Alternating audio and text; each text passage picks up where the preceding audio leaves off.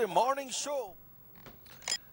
Sugar City Morning Show, a most pleasant morning. Good morning to everyone waking up this morning. Folks, we're going through January. We're jumping to the commencement of the hurricane season. All the Geminis, they had the celebration. Well, now, today is Wednesday, and we jump into the 7th month. We go into the 7th month of 2020, and that is July. Today is Wednesday, the first day of July 2020. We say good morning to you all, a pleasant day. My name is Robert Checker Usher, and welcome to the Sugar City Morning Show for today. It's a lovely, beautiful day, a lovely, beautiful morning. Oh, what a beautiful morning, oh, what a beautiful day. We know it's not the same for many of us out there, but we want to say all the best to you all, and heart goes out to you all this morning. And also to a very, very nice person, a very great lady here in Orange Walk, after the passing of her husband, to Miss Pat, the barbecue lady. Pat, where our condolences goes out to you, the passing of your husband last night, Mr. Erlindo Guerra. Everybody know Pat, the barbecue lady.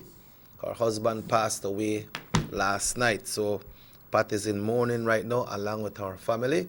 And right here from this desk of North Division Channel 10, we send out our condolences to Pat, all her daughters, her grandchildren, her sons, and the entire family. We know Mr. Guerra has most of his ties in San Ignacio. He is from the San Ignacio area. You can remember all those early days in the 80s. We used to be in contact with his families there in San Ignacio. So, Pat, condolences, and we'll get in touch with you later on today.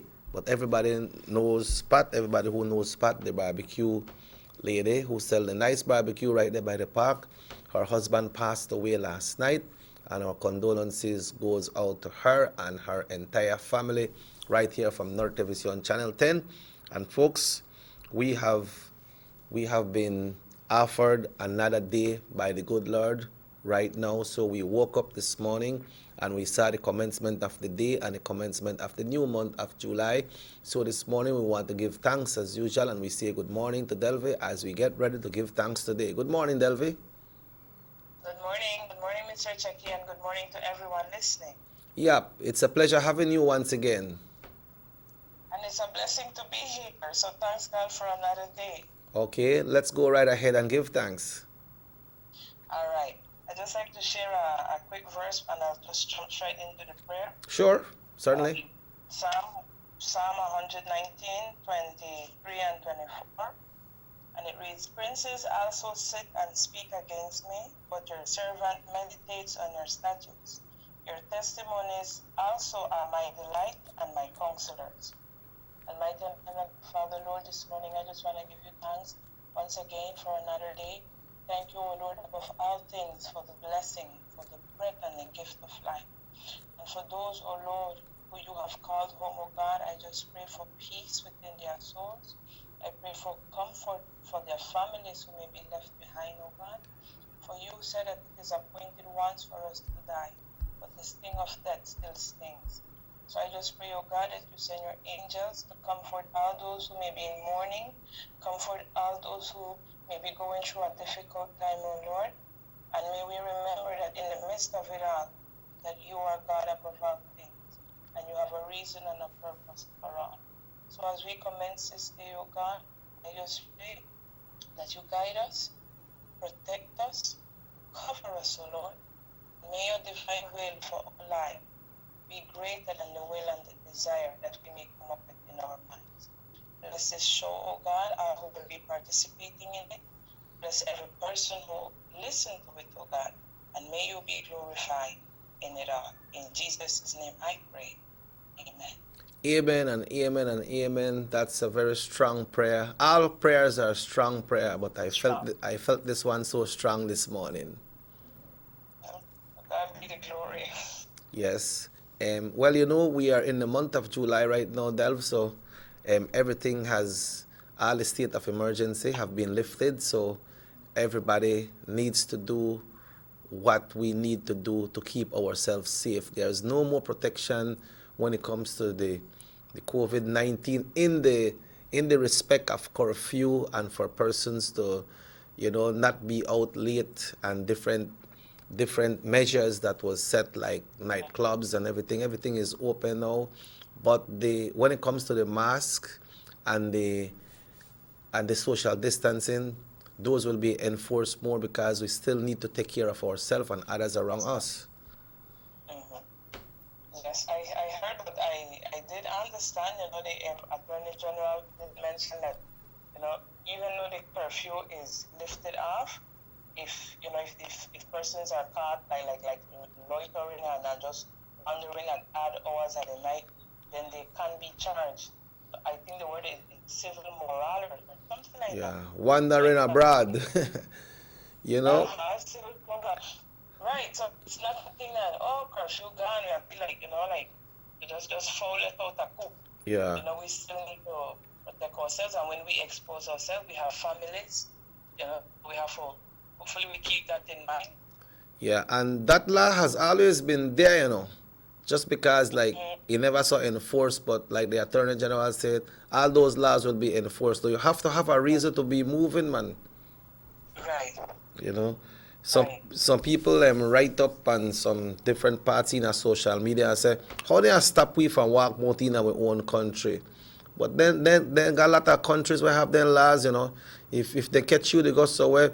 You wouldn't feel good if you'd hear that when the police they hold somebody there by the school, and then afterwards they confess, you know what, I'm going to Delve house got thief. You'd feel good if you hear that he was apprehended by police, right? Right. So right. we have to take care of ourselves, man. Right. Yeah, but every person has to do their part, so. Yeah, and we could just hope and pray that we learned of 2 cases that was identified in Orange Walk yesterday, Two Wow. Yeah, 2 cases that was identified for Orange Walk, and I think 2 was in Belize City, if I'm stand to corrected. But these cases that were identified, I understand there were some of the repatriates that came in, and those persons that came in, they went directly into quarantine. I was made to understand it was not border jumpers. So if that's the case, then we can say, well, we are still okay, But we are seeing that most of the cases that are coming in, they are coming in from outside. So even we have cases that's been identified in our country, they are not from persons that believe to have the symptoms, and they are out there spreading it. Right. Right. So more we have to take care of ourselves, and we like to thank those people, all the health workers, all the frontline persons, and to the persons that they follow the rules, they follow the law when they say, you will be repatriated, but then you need to go into mandatory quarantine.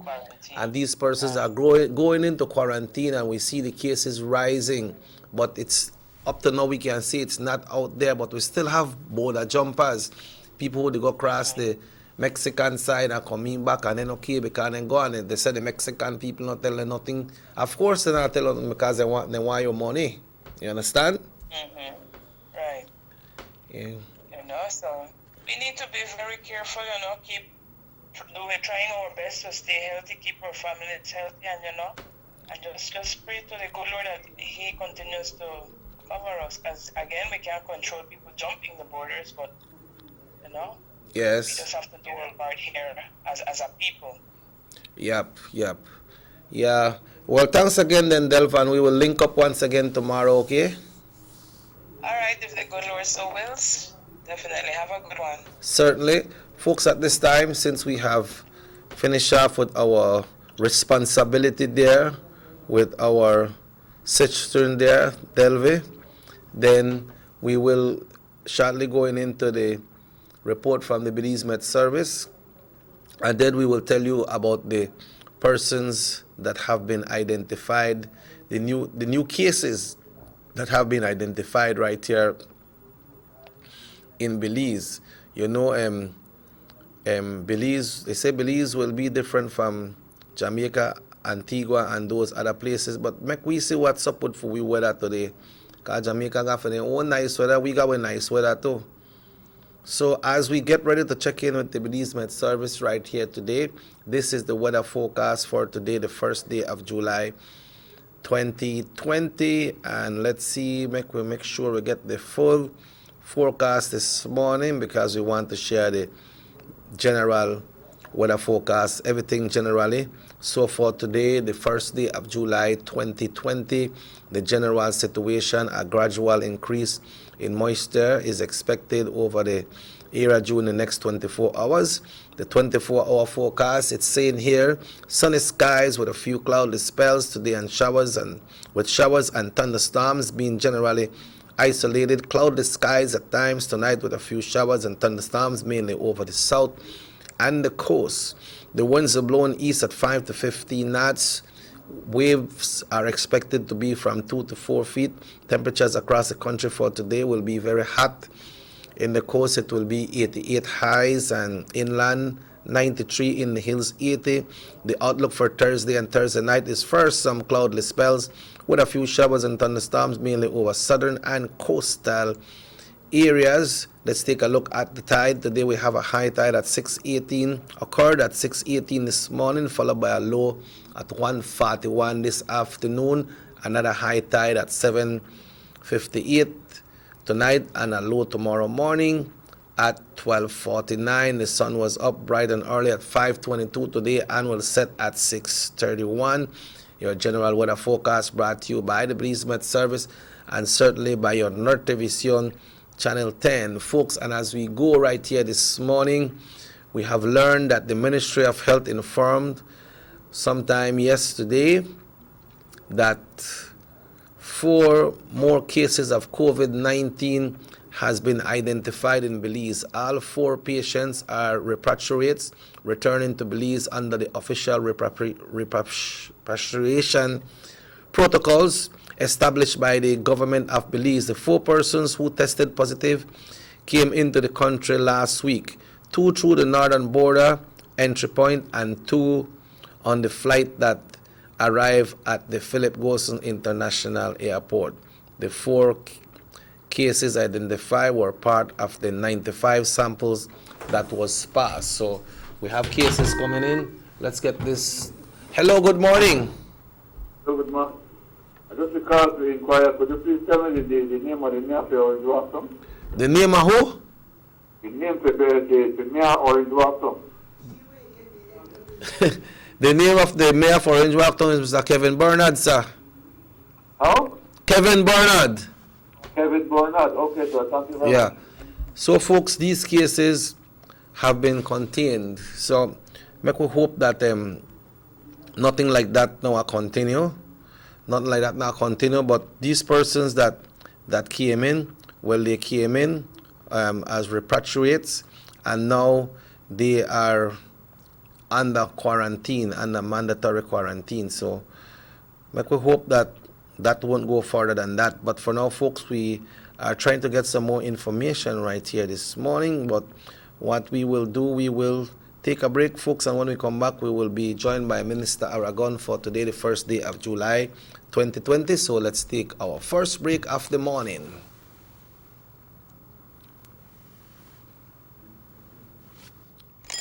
Batiste Dry Shampoo is the quick and easy way to instantly refresh your hair between washes. Simply spray, massage, and brush. For hair that is refreshed with added body and great texture, so you have time to boss the morning routine. Yes, you can. Batiste Dry Shampoo. Distributed by Vegas Imports. The San Ignacio-Santa Elena Bypass project is now complete. The transformation began in 2012, and now residents of the Twin Towns and visitors alike are enjoying the end result. Works include the full pavement of Lamalus Boulevard, along with 2 miles of sidewalks and drainage, LED lighting, and a roundabout at the entrance of Santa Elena. The Twin Towns now boast the longest and widest bridge in Belize, immune to flooding from the occasional rise in water levels of the McCall River. A bypass road was also built linking the new bridge to Joseph Andrews Drive, which was rehabilitated, as well as 1 mile of pavement, a median, and 2 miles of sidewalks and drainage. This was all done to the tune of $34.8 million. But that's not all. The project was extended due to savings from the successful execution and implementation of the initial scope of works. Now over 2 miles of additional roadworks will commence, including George Price Avenue, Liberty Avenue, and the George Price Highway between Three Flags and Hawksworth Bridge. The government of Belize, moving Belize forward. 114.60 acres in Tiger Creek, Orange Walk, 3,000 acres, 0.961 hectares to Jaime Briceño and John Briceño, 827.848 square yards to John Briceño, 5.4 acres to John Briceño and Jaime Briceño, 20 acres in Progreso to John Briceño again, 6 acres in Progreso, the all of Progreso Gawi.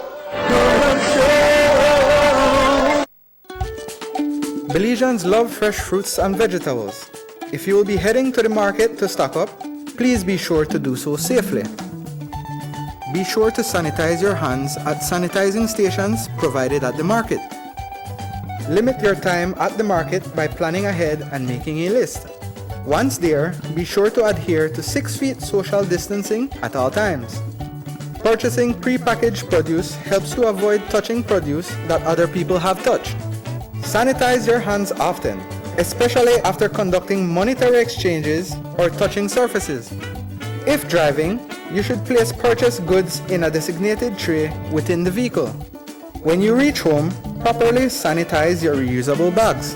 It's also advisable to properly wash and dry your produce before consuming or storing them. The Belize Marketing and Development Corporation, Ministry of Health, and market managers encourage all Belizeans to keep safe and buy local.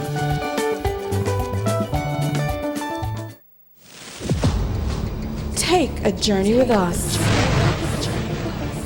to endless possibilities. Our future as a country is now. DigiNet Boost is countrywide. Taking Belize into the future. A nationwide technological evolution. As the most advanced fiber connection, DigiNet Boost is a step forward into a modern world. Belize is powered by DigiNet. DigiNet Boost, now available countrywide.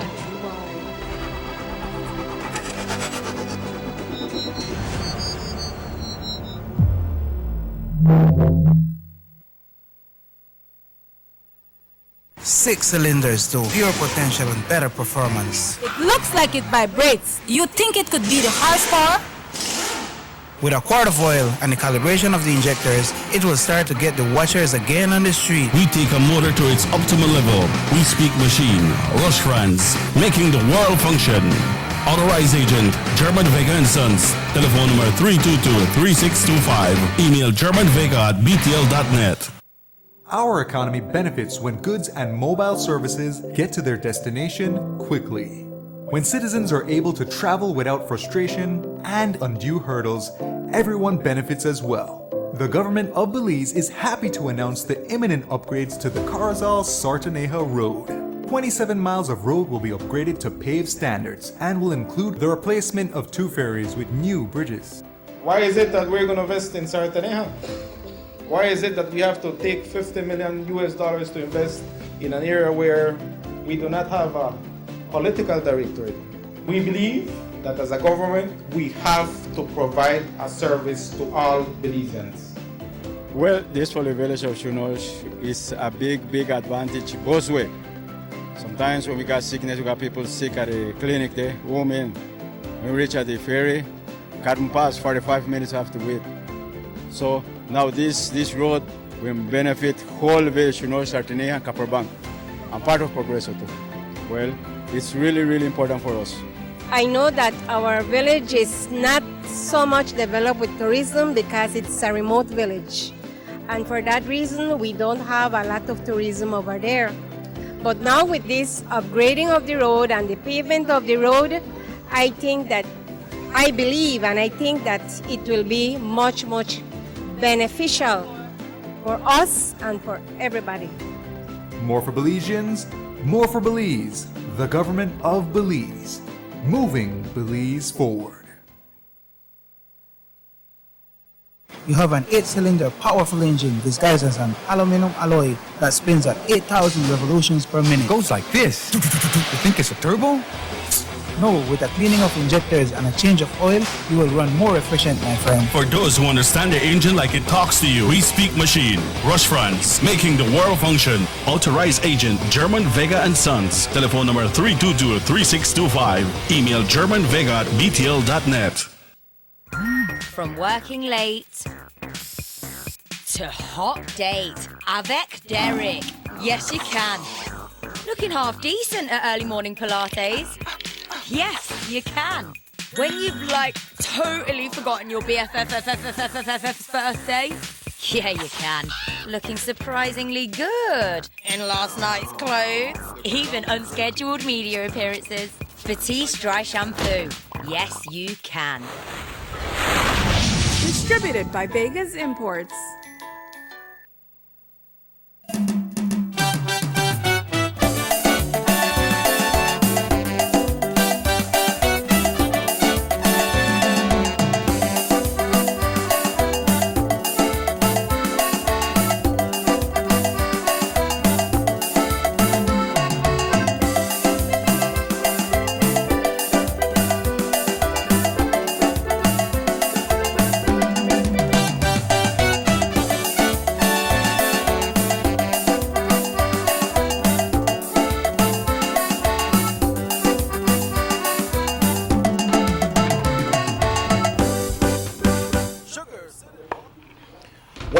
Welcome back to the Sugar City Morning Show, and welcome to the month of July 2020, folks.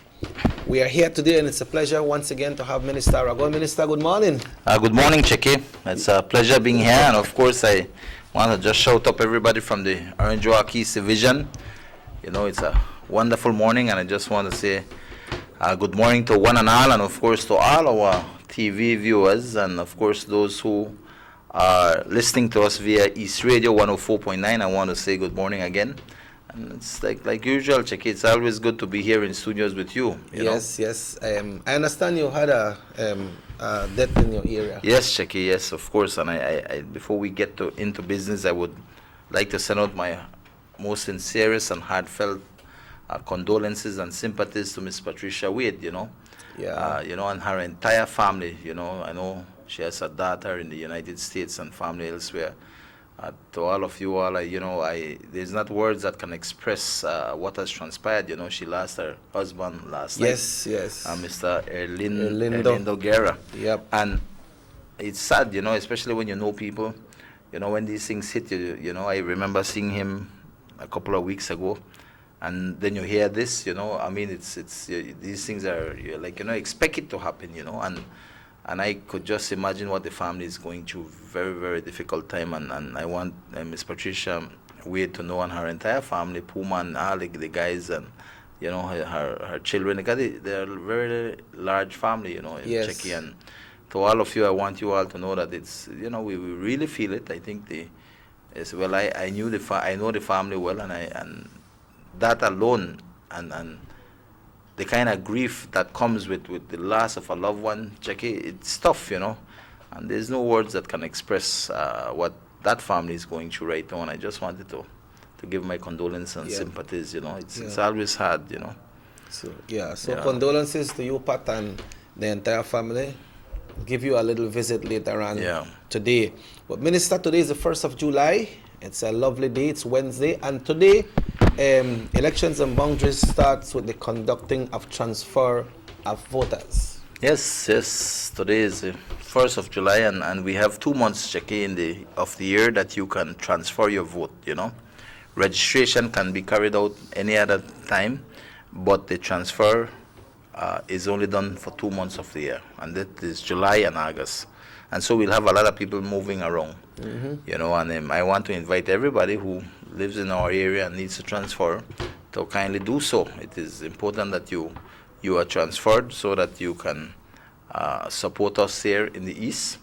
And of course, wherever you may be in the country and who you want to support, you know, I guess that you can do so within the next 2 months, you know. Yeah. So we are encouraging everybody to transfer who needs to transfer.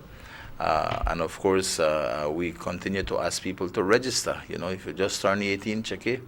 It's good to register because, you know, that is the only time I think as a citizen we have a good opportunity to express in terms of picking the leadership of this country in terms of the government. And I think it is always important that whether you're young or old, that you're registered so you can partake in this important democratic process. And I think that is very, very important. So I always say register now.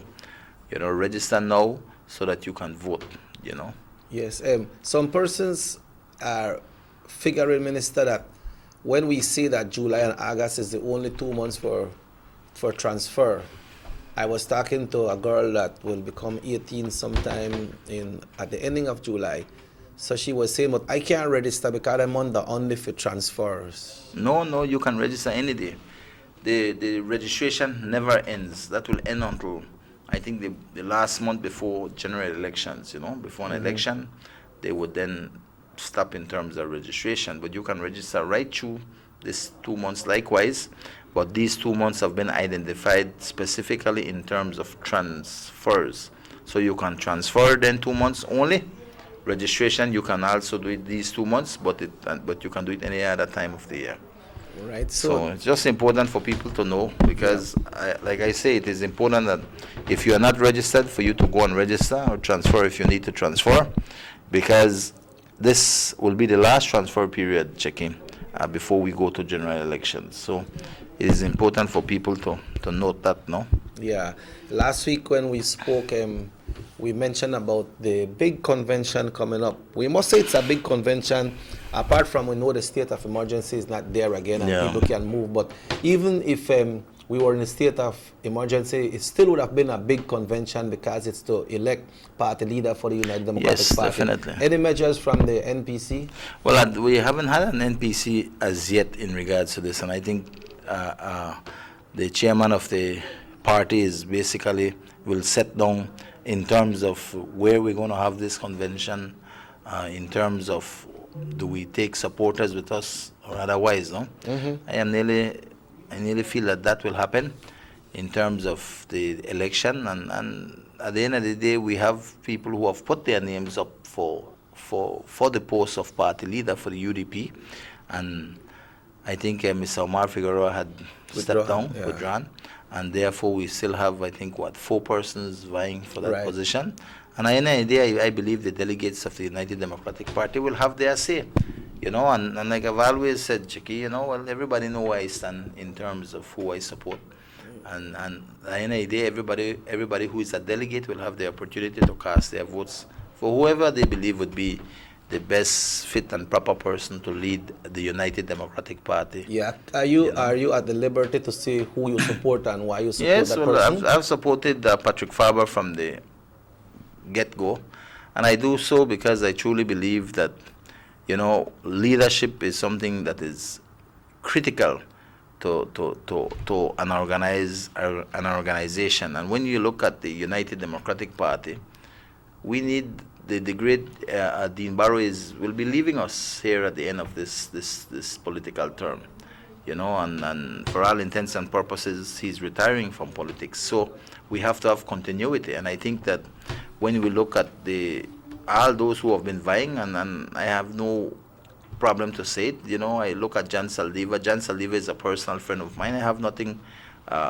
negative or bad to say about him, but I just believe that Patrick Faber is a better person in terms of that he's young, dynamic, you know, he has his heart out for the people of this country, and I feel that he has what it takes to move the party forward into the new era of the United Democratic Party. But again, that is my opinion. Right. And of course, at the end of the day, the delegates will make that decision.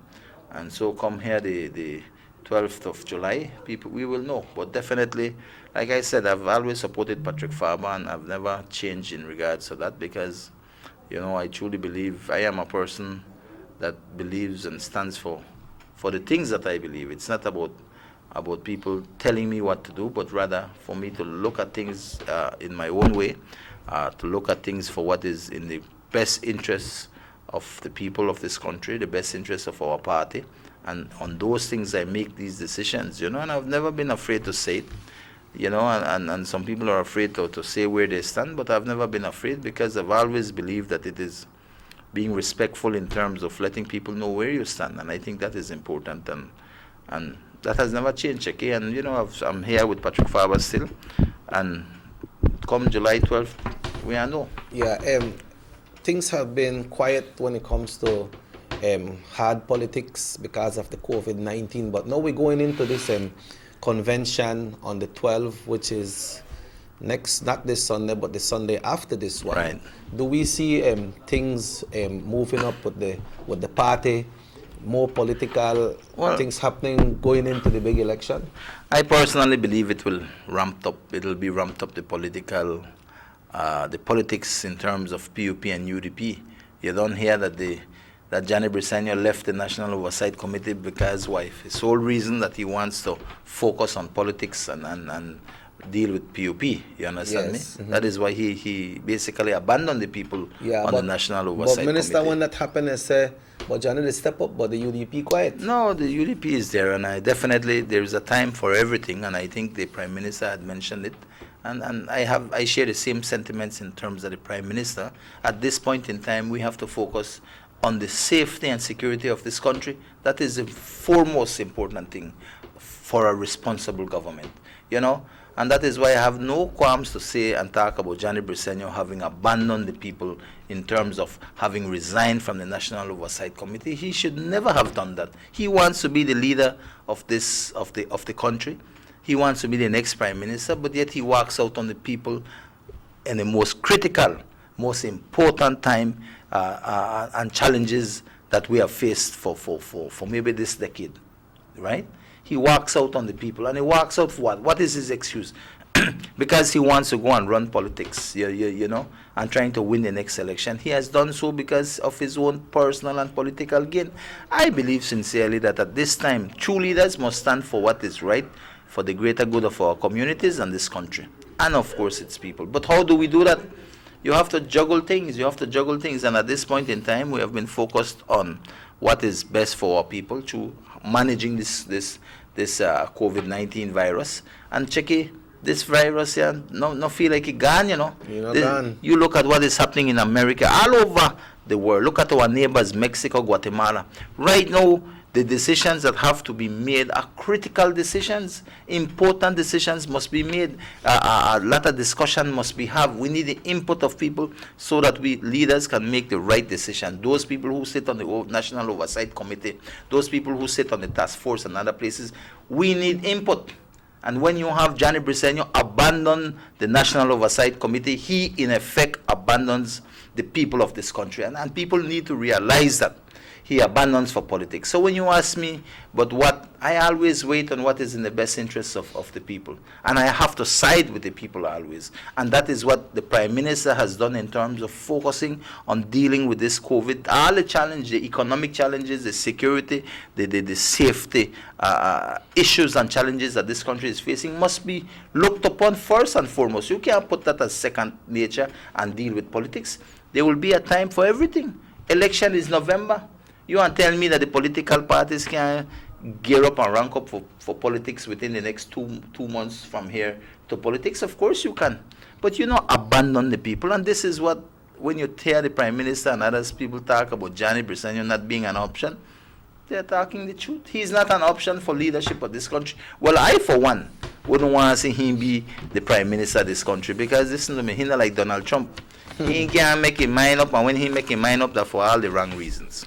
Yeah. And to me, these things are very important for the public to note, Checky, because electing a leader of your country, you want the best possible person, the person who could think properly for himself, the person who could look at what is in the greater interest of our community and people, the person who have the wherewithal, the knowledge, and the able to make proper decisions.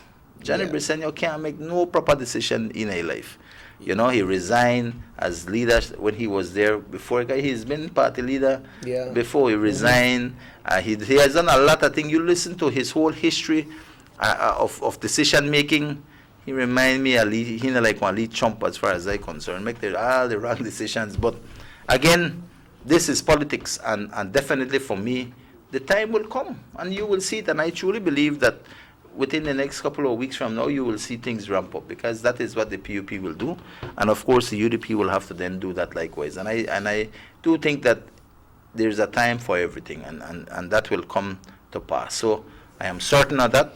My greatest concern at this point in time, Checky, is to ensure that at this critical time that we continue to manage dealing with this COVID-19 virus. Very important. We can't take off with eye off for that, for the worry about politics. We must focus on that as a government, because that is so important right now. You look at what is happening. We are looking to open the airport on August. That is a tentative date set, right? Because we have to set one date so the airlines can make bookings, etc. But that comes with challenges.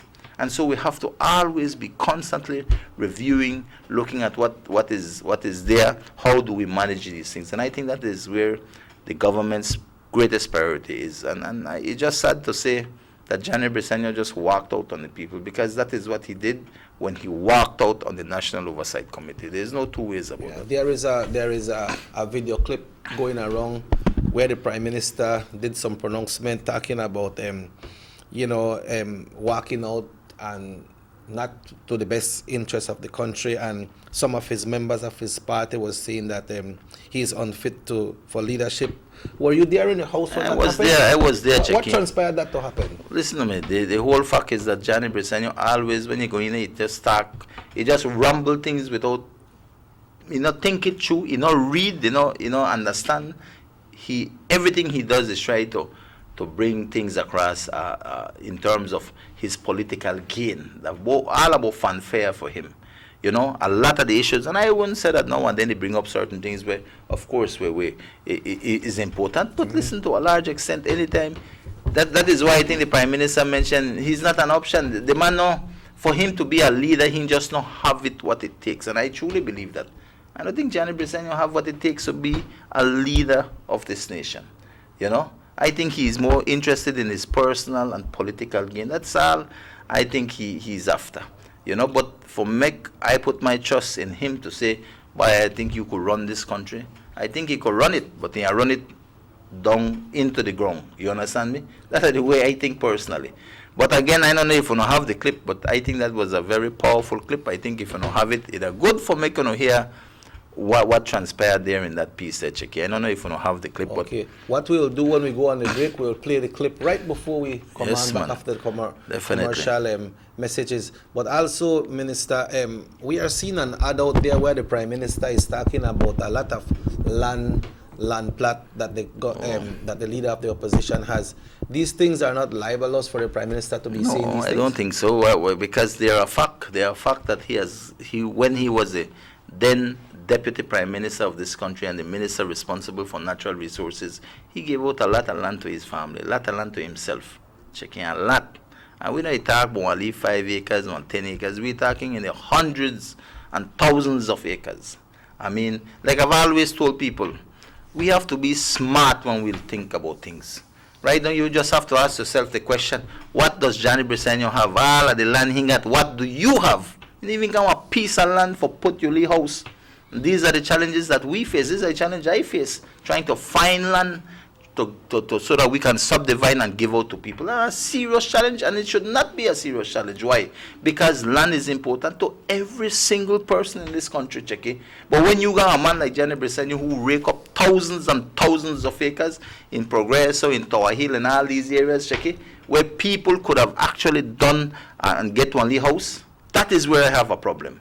And I always tell people, I only could champion certain things, but the people are the ones who hold the ultimate power. And we are going to go to our general elections. And I will tell you, God forbid that the people give Johnny Briceño and the PUP a break in office, because we will be in serious trouble. And I say that, Chicky, because of the mere fact that Ashcroft is back.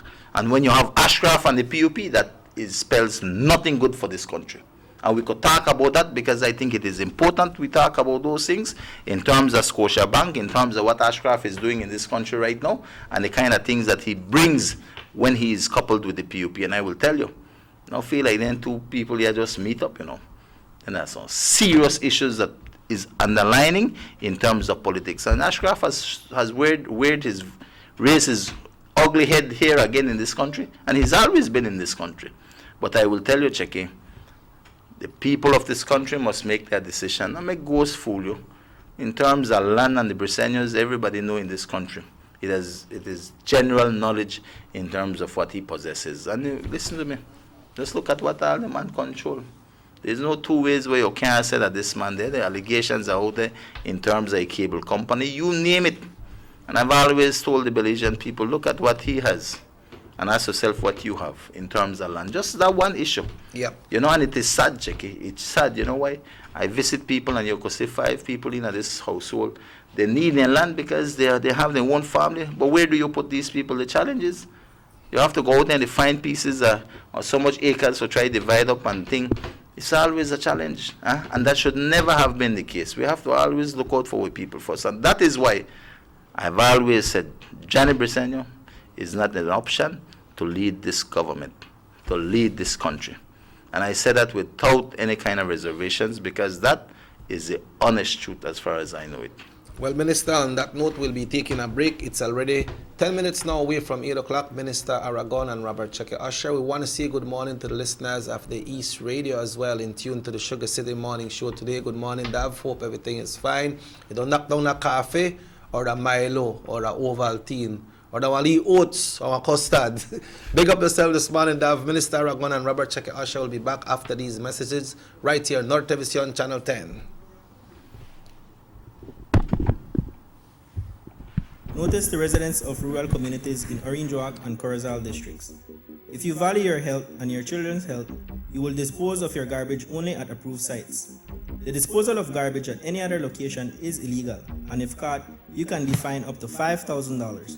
If you don't get caught, you can still suffer health impacts caused by these illegal sites, because illegal dump sites harbor pests such as rodents, possums, and mosquitoes that carry diseases. These can transmit those diseases to you and your children. In addition, the garbage you throw away illegally can contaminate water bodies near your community, the same water bodies you might use for recreation or other purposes. Only with your help can the Department of Environment ensure that Belize's development is safe for present and future generations. You can also contact your local village councils or Belize Solid Waste Management Authority for more information. The Department of Environment thanks you for your help.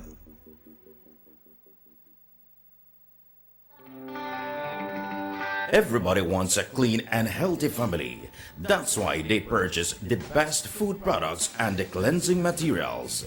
This time, we give you a bigger size of La Costeña products like the mouth-watering fried beans and the pasta sauce. And surely for your clean laundry, we have the breathtaking aroma of Ensueño Max Suavitel. Even your visitors will ask what you clean your floors and restrooms with. And you can boast it is the variety of Pinol products and Sultan muriatic acid now in 900 milliliters. And much more for the best prices only at German Vega and Sons Imports. We serve you at number 5 San Antonio Road, Orange Walk Town. You can even call us at 322-3625 or 322-2672. Or you can even send us a fax at 322-2571 or email us at germanvega@btl.net. German Vega and Sons Limited, because we care for you. Have you ever noticed the development that's taking place in your town or in your city? Maybe it's because you've been too busy enjoying the results.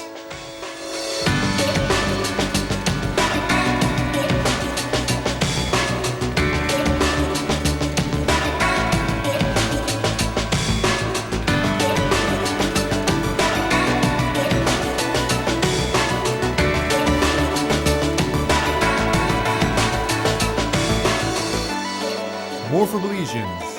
More for Belize. The government of Belize. Moving Belize forward.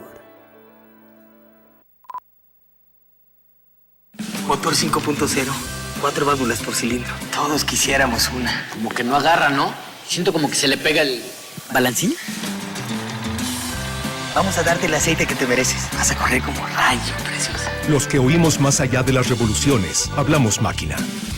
Roche France, poniendo el mundo a funcionar. Agente autorizado German Vega y Sons. Teléfono 322-3625. Roche France. The sunny days are here, and whether it's for a picnic or in your kitchen, you need the meat. Gillette's Meat Shop proudly offers a variety of juicy cuts such as processed meats, ham, bacon, salami, longaniza, and sugar-cure ham, just to mention a few. Enjoy our meats in beef, pork, and mutton. So for that healthy cut your family enjoys, visit us at number 18 San Antonio Road in Orange Walk from Monday to Friday, 7 a.m. to 12 p.m. and 1:30 p.m. to 6 p.m. Saturdays, 7 a.m. to 12:30 and 3 to 5 p.m. Sundays, 8 a.m. to 11:30 a.m.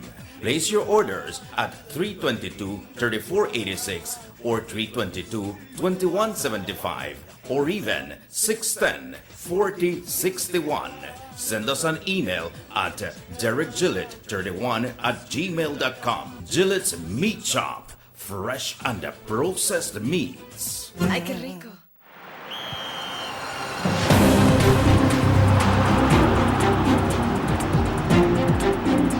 World-class spaces for Belizean athletes to thrive and fans to enjoy. Our new basketball and multi-purpose arenas have proven their worth, attracting regional and international sporting events and hosting expos, conferences, and proud graduates. Your government moving Belize forward.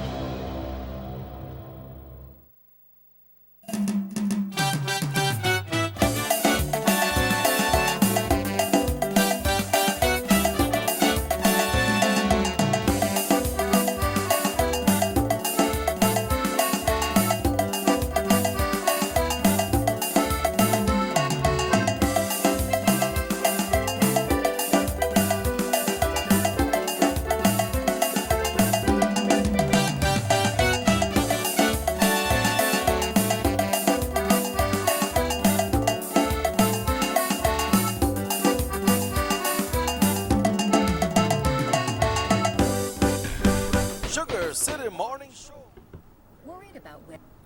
Welcome back to the SugarCity Morning Show, folks. We are live right here today. Remember, the number to call is 302-2170. That's 302-2170. So for you folks listening on the East Radio, that's the number to call.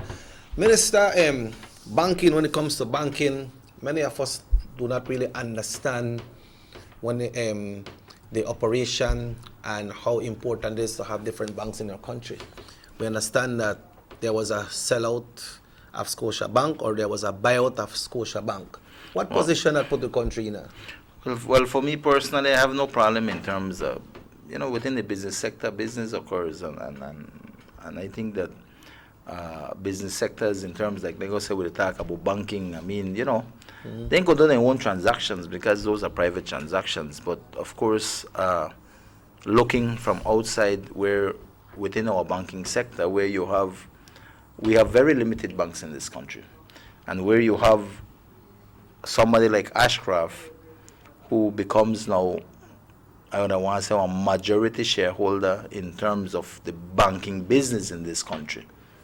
That to me, it reeks of control, it reeks of monopoly to a large extent, and to me sometimes it's something that has to be looked at, because I, for one, when I look at Ashcraft buying out Scotiabank, he's already the owner of Belize Bank, and now he controls Scotiabank, which is the second biggest, if I might be wrong, banking business in this country. We don't have a lot of banks here.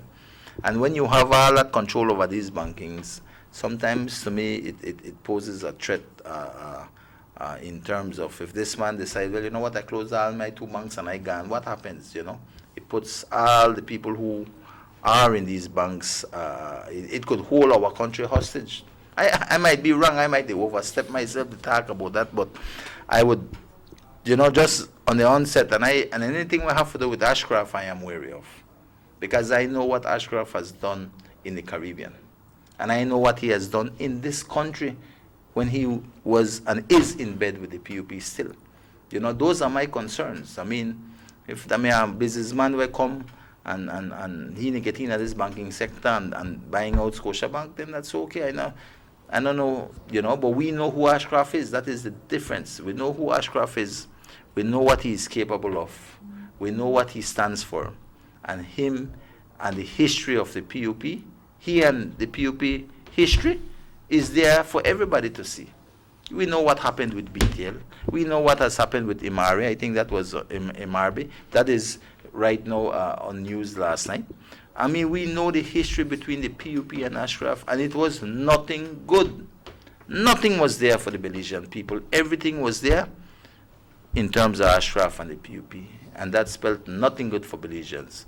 This government, the UDP, has fought strongly against Ashcroft and the PUP, and all these things we have been fighting for many years. I'd say well over a decade now. The fight has been in terms of the UDP fighting against Ashcroft and the PUP for the greater interests of the Belizean people. And so when you say Ashcroft come, and I sit as a layman, as a man out here, and I watch him come and buy over Scotiabank, I am very, very wary of these things. Very wary. Let's take this call. Hello, good morning, Sugar City Morning Show. Good morning, Chicky. Good morning, Mr. Aragon. Morning. And my concern right now is I think that people have the mentality that you don't. Yeah, just look at television. That you don't have to wear the mask. I'm calling from Cinderella area, and from Monday, Tuesday up to today, we have a lot of people not wearing the mask. Okay. And they are ashamed of using it, especially the young people. And the first thing that when you tell them, you know what happened to your mask, they say, police can't do anything. That's the mentality they have right now. You know, and with this, what is happening right now, we have to have a lot of precaution. And I don't know if you have noticed a post that is circling right now where somebody calls that people are still going to Botes. You know, and they accordingly they go to Botes, they're still buying beers and fruits and all kind of thing. And right now, Ketomal is at a very high peak. So you really have to be very, very careful about it.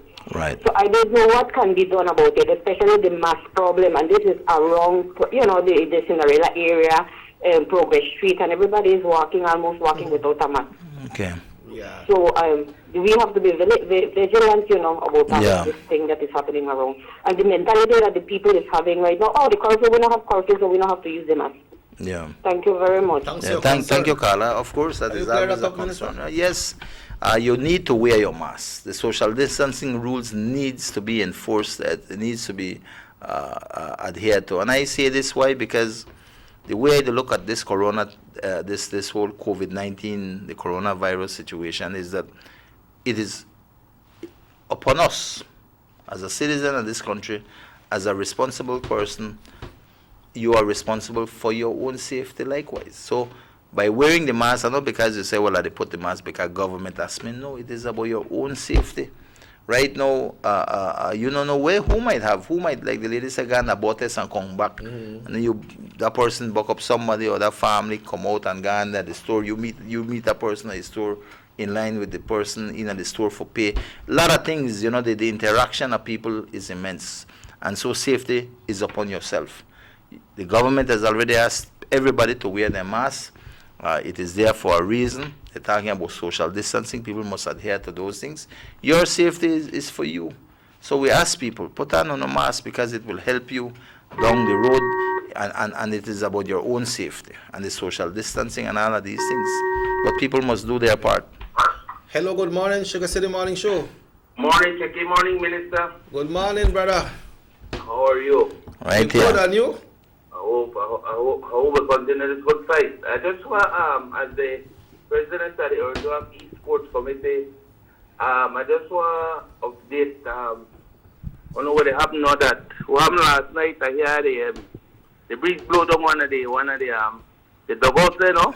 Okay. But what happened, as it happened now, I hear they send me a text that Kevin run out there. When Kevin hasn't have anything to do with that field for the past almost 6 years, we have been, the Urduak East Committee in conjunction with Minister Aragon, has been working tirelessly for keep the field in what they want. Light go down, the minister fight forget that. The bleachers broke up. All where they say, boy, the bleachers broke up. We need to get in there and fix it.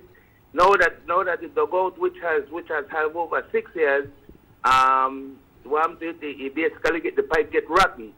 So the breeze blow it down, and they take it like if the big thing, no. But we want to ensure that, and I have spoken to the minister that we will definitely be fixing that today, and we want them to know that they could take as much picture as they need, because all Kevin will do is take picture and try to belittle one good committee and the minister that has been working tirelessly again on that field.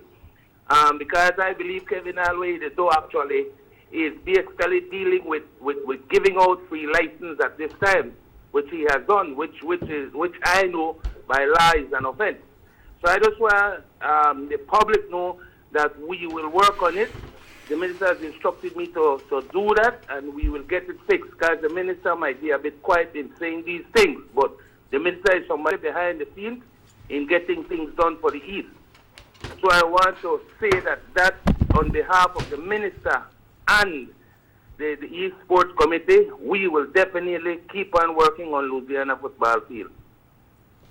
Thank you. Have a good day, gentlemen, and thank you all.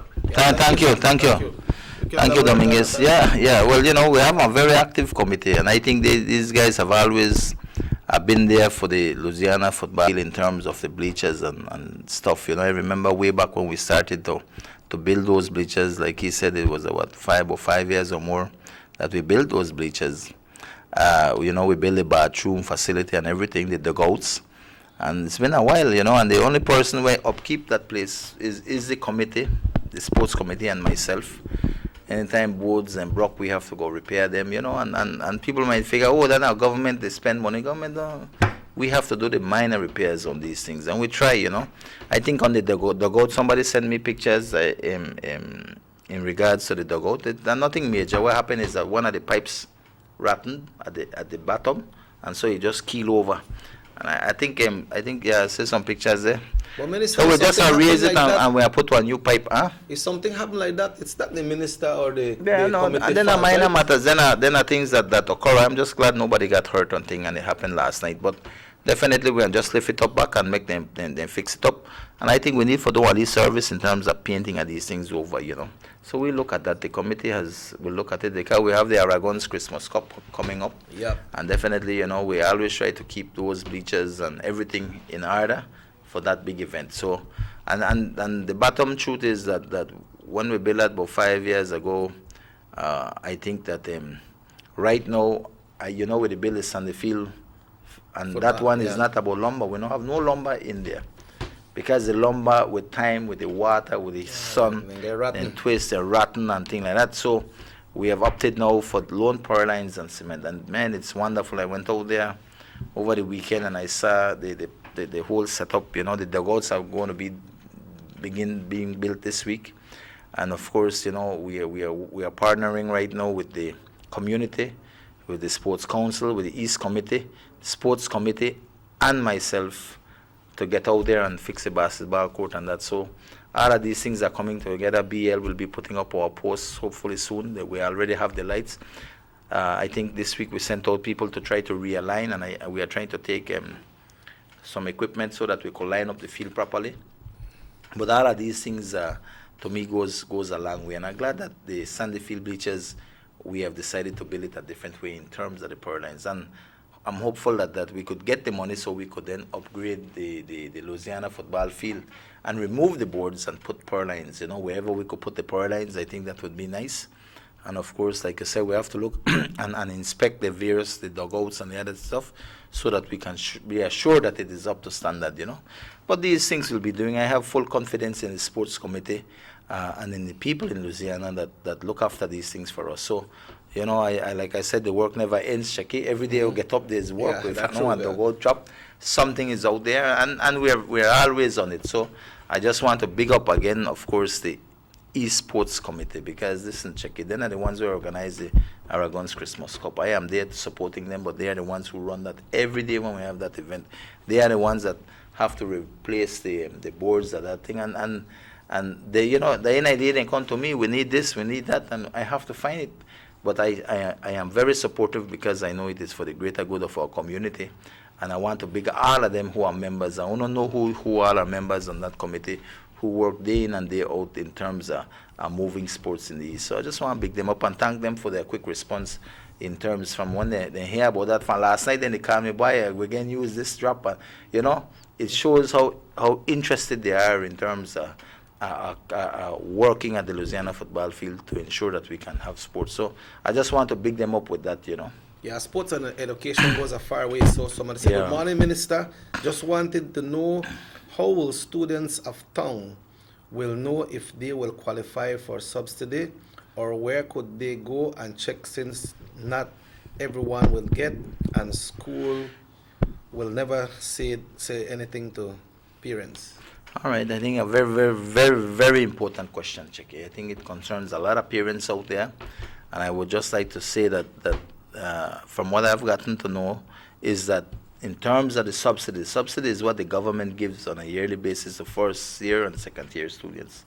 It was $300, and I think the Minister of Education came over the TV and spoke about it, that it won't be $300 again. They will cut it down to $200, but they are not leaving anybody behind. But there's a special reason for doing that. Yes, not because just of the they want to COVID cut it, situation, right? and the financial situation. But what is happening is that, as far as I know, everybody in the rural villages, that means if you are going to a school, standard 6, and you graduated and you're coming to town or high school and you're from the village, automatically you will be given the $200 subsidy for the first year, right, of your school. So you will get that.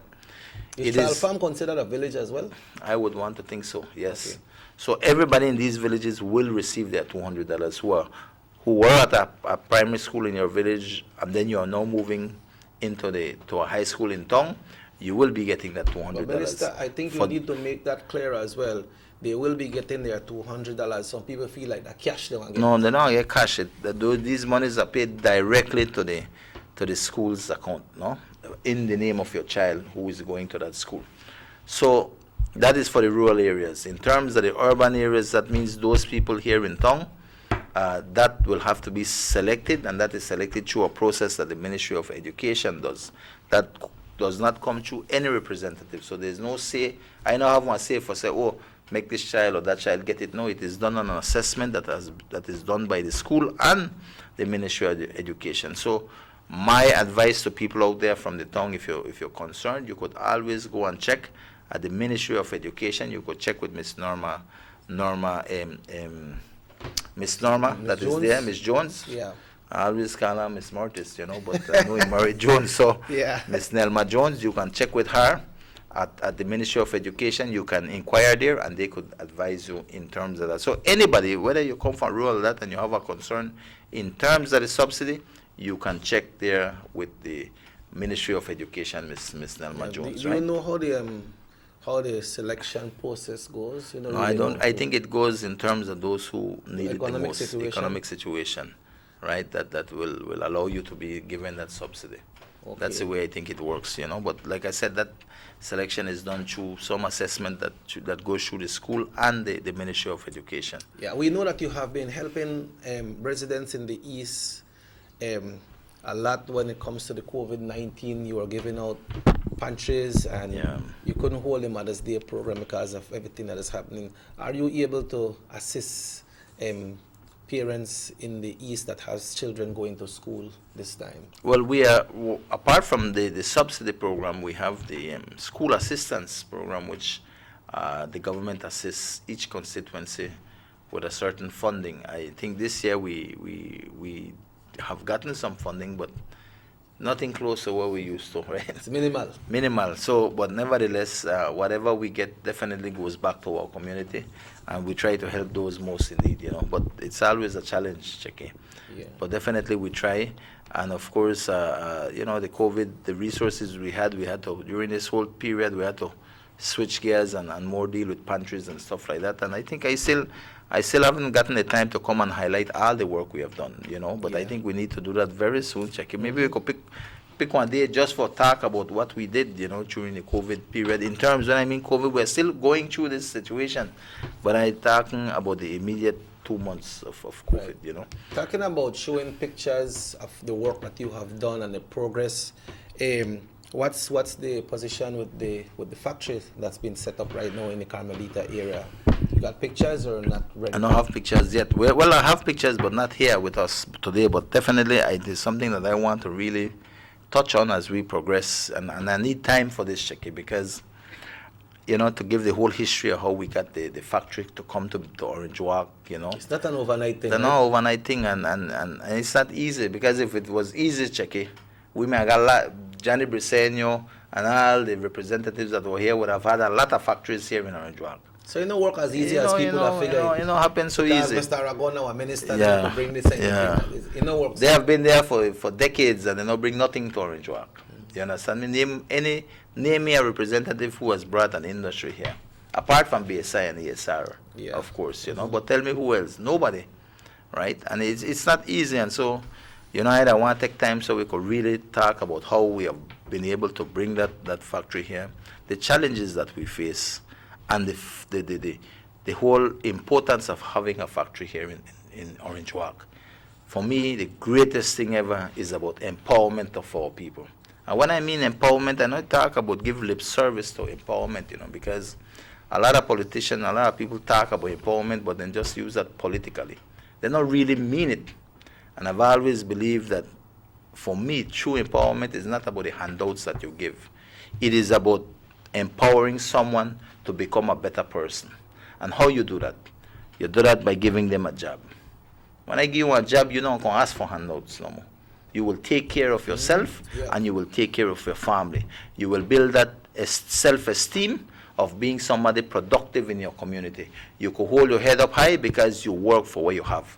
To me, that is true empowerment. And how do you do that? It is by being able to uplift our economy. It is about being able to create jobs for our people. To me, that is the bottom line in terms of that. How do we empower people apart from jobs? You get them one piece of land. You give somebody a piece of land, you are letting this person be able to build a house, etc., and care for his family, and that empowerment. But it's not easy. It's easier said than done, and that's why a lot of people just give lip service to these things. The true fact is finding that, being able to bring that to the fore for people to get and to be able to make something productive of themselves is not easy, Checky. And like I said, that whole factory thing, there's a lot of discussion that has to be done. I am hoping that is ready to go in the next couple of months. And, you got people who hate me for that, too, Checky. And that's why I tell you we need to discuss these things, right? Minister, but at the end of the day, it doesn't matter me, because I've always said that I am true to my heart, and I'm true to the people that I serve, and I do things in the best interest of our community and people. And once I do that, I could care less who think about me otherwise, And also that will bring economic growth to the district as well, right? Of course. There's a lot of spill-off that will bring. Spill-off, because a lot of people at work, people will be able maybe hire somebody for mine and be because they can't stay home. People they go to the shops go buy, so the economic growth will be for the district as well, no? Right. We have one big industry here, but all communities should welcome something when it comes to development of their area, right? But the minister will be taking a break. Yeah, we have to chat about that. Like I said, one special show for that, I tell you, Checky, we need to really have one. So we could show the pictures, because we have been documenting it from the start to where it is right now, and I'll tell you they're nearly there. And I can't wait for and to know that this factory provides the kind of jobs that is needed by our Some people get job already? Yes, they have about nearly 65 people, 70 people out there right now working. So to me, it is great, and I think they have another 150 people for employ. But like I said, Checky, everything, we take it by steps. But definitely we need to discuss these things, and hopefully we get a chance where we come with pictures, because I think it is important we highlight these things to the public, because a lot of people just see things that happen and really don't understand what is behind there, what is happening, what it will do for our community. And I think it is important we highlight these things, because if we not do that, then all the hard work people will have no clue as to how that came about. Yeah, it's not like Jack in the Box. You got to bring it out, right? Yeah. Folks, Minister Aragon and Robert Cheque Usher will be right back right here after these messages on Nortevision Channel 10. Worried about wearing that sleeveless dress or sexy bikini due to unsightly ingrown hairs, razor bumps, or burn on your legs, underarms, or bikini lines? With Tend Skin, those worries are a thing of the past. Just apply Tend Skin and you'll be surprised at how quickly it works. So regain the confidence to go short, go sleeveless, Go Tend Skin. Visit us online at gotendskin.com. Distributed by Vegas Imports.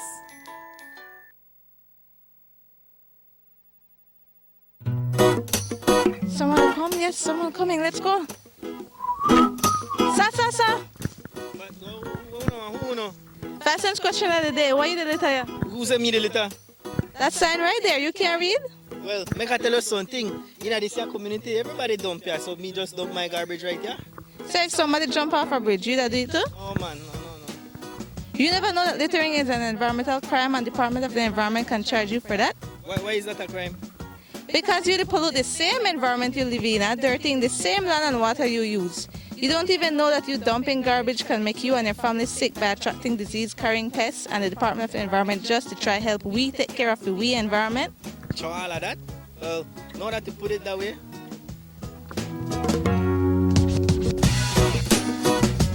Thanks for your 5 cents, brother. That's 5 cents question of the day. This message is brought to you by the Department of the Environment.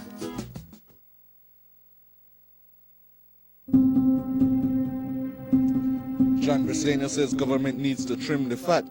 Let's take a minute to look at that fat.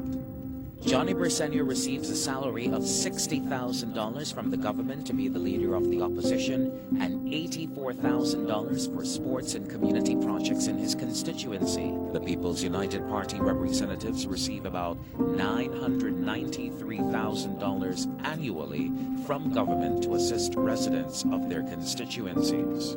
Since the COVID-19 state of emergency, the Prime Minister of Belize has given all his salary toward the relief efforts. The UDP ministers has given up a month's salary and allowances going forward. Johnny Briseno has not agreed to give up anything. The PUP representatives have not agreed to give up anything. Leadership is about action, not words. The ongoing technological evolution constantly transforms the way we live our lives. The introduction of our national fiber network creates the opportunity for Belizeans to live the digital lifestyle. Today, Digi is proud to introduce Dana, Belize's first artificially intelligent automated assistant. Dana is the modern customer service experience. Available 24/7, Dana can provide Digi prepaid and postpaid customers with directory information, credit and plan balances, product and promo information, and more. Just talk to Dana. Want to check your credit balance? Ask Dana. Hey Dana, what's my credit balance? New Digi promotions? Ask Dana. Hey Dana, any new Digi promotions? Dial 113 for directory assistance and dial 119 to talk to Dana. Digi remains committed to introducing the latest in cutting-edge technologies. Transforming Belize, one technology at a time. Try Dana today. Thank you for calling Digi Customer Service.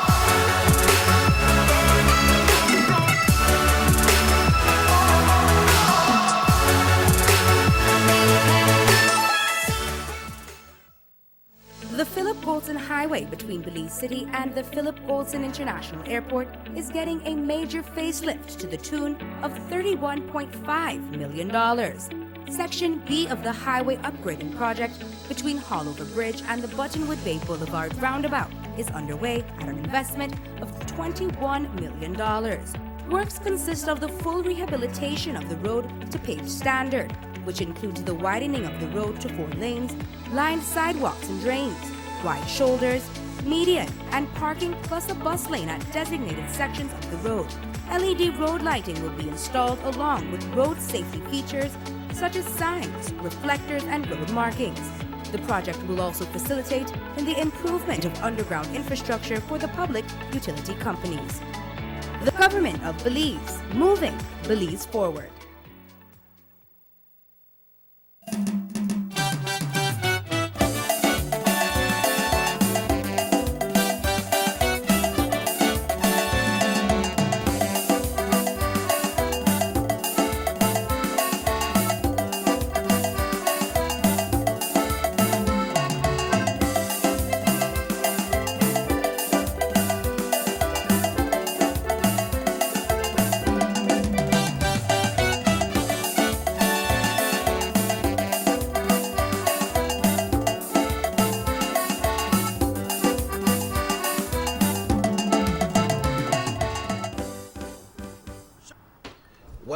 Welcome back to the Sugar City Morning Show. Minister Aragon and Robert Checker Usher right here.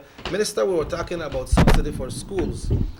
Let's go back to the extension happening at Louisiana School, and you spoke about some extensions at Orange Walk Technical High School as well. How's the project coming on at Louisiana? I think it's going well. I think the work that is being done right now, I feel very good about it at the Louisiana Government School. They're getting a spanking new 2-story building, with so much classrooms, staff space, computer lab, and I go there on a regular basis to check on the work, and it's going nice. And what I feel good too is that we have a lot of our people that are working there right now. And apart from that, likewise, you have the engineer that is there to oversee that everything that is done That's a local as engineer? per the book.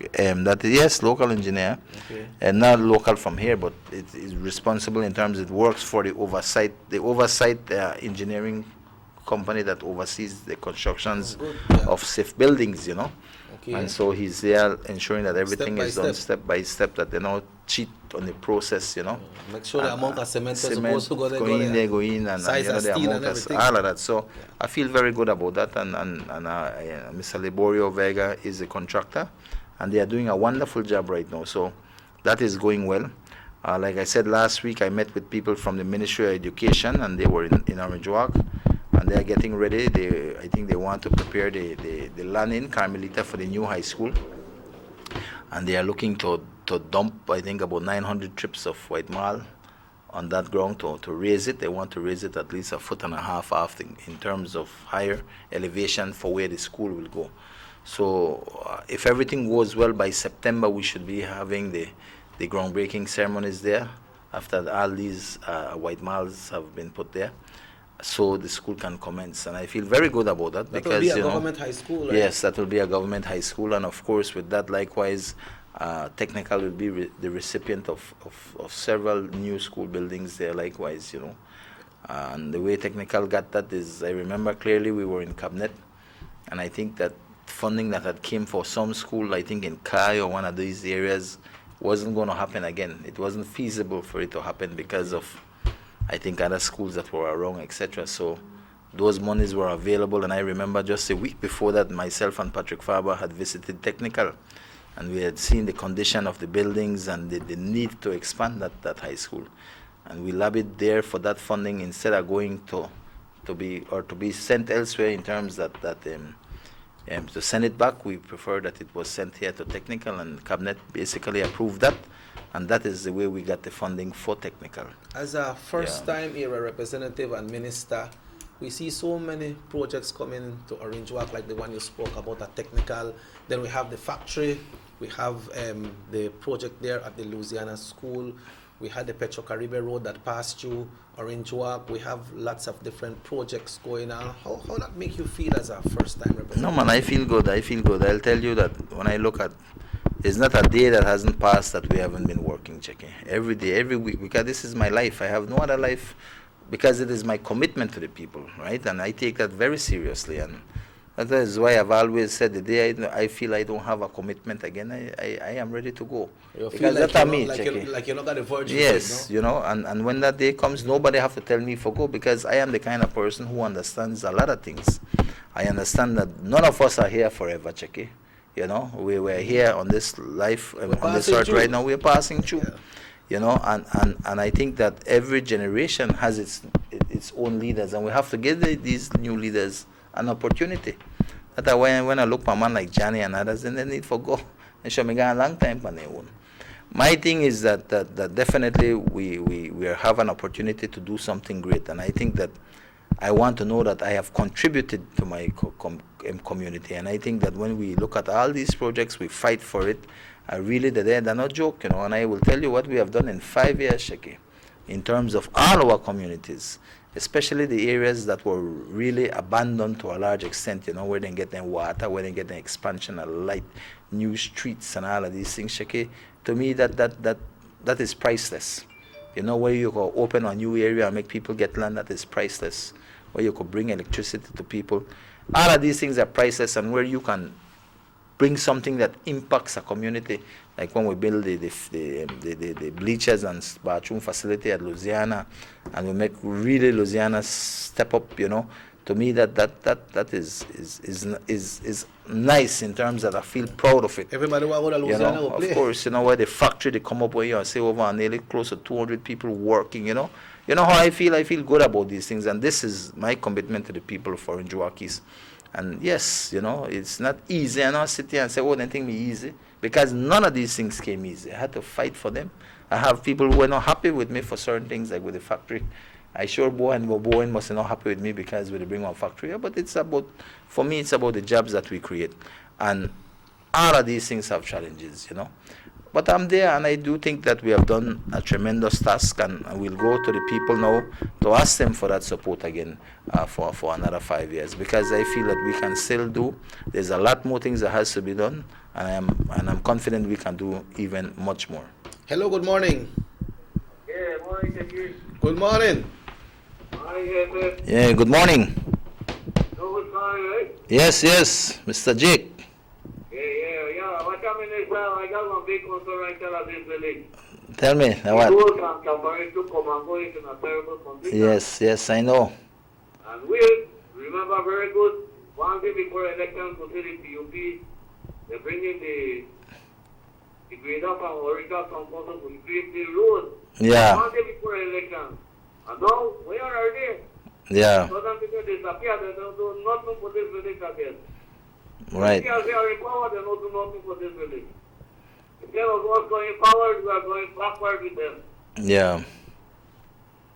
And I mean, please look into that, because we depend heavily on you, right? Yes, I will. Minister, that We road, have to support you. Yes, man. Thank you very much, Jake. Minister, that road has been in that condition long before you. Long time, yeah, but we always repair it. What is happening right now, we had, and just for people to understand, it's not that we don't want to fix the roads. What is happening right now, we only have certain equipments from the Public Works, right? The Public Works grader was down. I think it's, from what Mr. Jones has told me, it should be up by Friday. Public Works have to service the entire district, right? The entire district. So not only east where I got, and the equipment moves around. And, you know, they try to fix those that are in worse or dire need. For instance, I got a call from cane farmers in San Esteban. That San Esteban road, if anybody may drive it, some serious holes, some craters made there. Yes. And the trucks could not move because, you know, with the load, they could turn over because they were really terrible, I tell you. Terrible for small vehicles. Imagine one truck with load. And so we had to move equipment because, you know, I mean, one starts only work, and I had to move the equipment. The equipment went out there, and I think it's still out there, if I'm not mistaken, or about to finish. And from there, we got Santa Marta Road, again, heavy road that is used by cane farmers. That road needs to be scraped because it, you know, really terrible condition likewise, especially after all these rains. So Champan Ridge need the road likewise, so, you know, but definitely we will get to Champan Ridge without a doubt. And I don't start to, Guinea Grass Road too. So, you know, the Public Works have that constant work to do. So I'm hoping that Public Works could as soon as a grader come out, could be sent to these areas. I've already spoken to Mr. Jones. Mr. Jones know these are priority areas, and I'm hopeful that as soon as they can they will reach out there and fix those roads, right? So that is the situation. If I don't have my trucks and I have my grader and my thing, I don't send and do that long time, but I'm dependent on public works. Money is not readily available that we could go and find one contractor for go out there and do that, or else that would have been done a long time. But these are the challenges, and I've been asking for support in these areas, but hopefully something happens. But I'm sure that public works they are finished with San Esteban Road, and now they're going to come in, and we're going to look at what for Champan Ridge and for Santa Marta. Yeah. So. Minister, we're talking about projects right now. The Prime Minister mentioned in one of his pronouncements that the road, this Northern Highway, Philip Gosen Highway, would have been refurbished or fixed or whatever he mentioned all the way to the northern border. Is that project still in stream? Well, I would hope so. I would hope that it is still on stream. I would want to think that all these projects that are coming, that were slated to come, and where funds were going to get not from within the government purse, but rather from external sources, I would want to believe that those projects are still ongoing. Definitely sure that is the case. You have, for instance, in terms of the monies that we had for the Louisiana government school, that is ongoing. The new high schools that will be built across the country, that is ongoing. These are fundings that have been slated specifically for those things. So it is not directly in terms of the government purse that controls these monies. So projects that are directly under the control of government, well then of course we have to be concerned of those, because they might not be carried out based on the COVID situation, no? But to a large extent, I do think that work continues. Okay, will continue.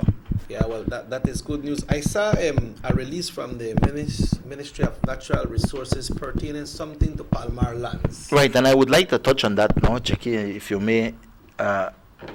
There's, for the longest, I would want to say, there's been an issue with the Palmar lands, and people must understand that one Palmar, people might figure, oh, Palmar,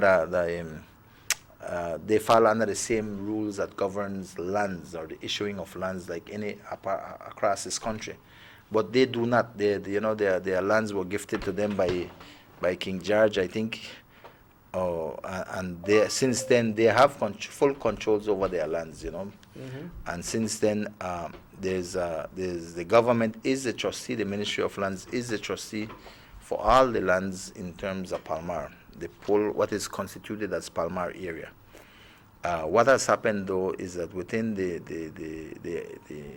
makeup of who makes up the Lots Committee, at that time they had its descendants only that would be there, elders only, and think. But what has transpired since then, we have a lot of the first descendants who have passed away, the elders, and one or two that is still there don't have the capacity to be on the Lots Committee in terms of handle the Lots Committee.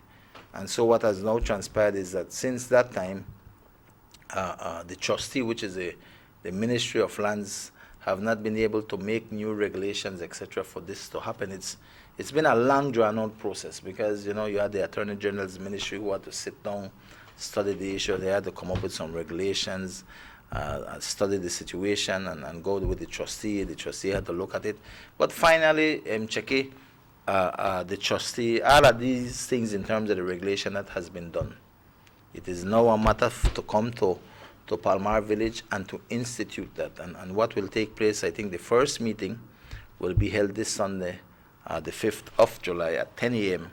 In Palmar? In Palmar at the community center. So I need to call the chairman of the village to ensure that we have the community center available so that we can have this meeting. Is it now, what you're saying, is it that the Ministry of Natural Resources will be taking over responsibility? No, they won't, because remember the way lands is in Palmar is that are no lands that belongs to the government. I believe it belongs to the people of Palmar, to the descendants, and there's a committee, a Lots Committee that oversees that.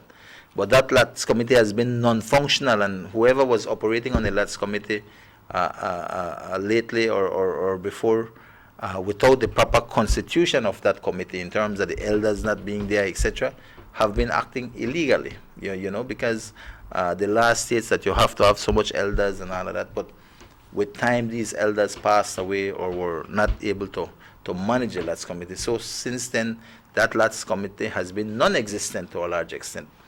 With the new regulations, etc., that the Ministry of Natural Resources will bring now, as the trustee, will now be able to constitute a legitimate Lands Committee to oversee the lands. Any recommendations from the village? Well, the village, it is now, and this is the point I wanted to get, it took us a long while to get this. It wasn't, I am not the trustee as a representative, but I am somebody who is concerned about the village, and I've been fighting the amount of visits, the amount of meetings, the amount of consultations we've had with various ministries to be able to get to this Sunday has been a long, drawn out process. And I will tell you, it's not easy. Trying to deal with government ministries at times take hell of a work. But I am glad to know that right now. That's a press release. Yes, that's a press release. Right now, we are set to have this meeting. The trustee, which is the Ministry of Lands, is going to come to Palmar Village and will discuss and have the first meeting with the people of Palmar.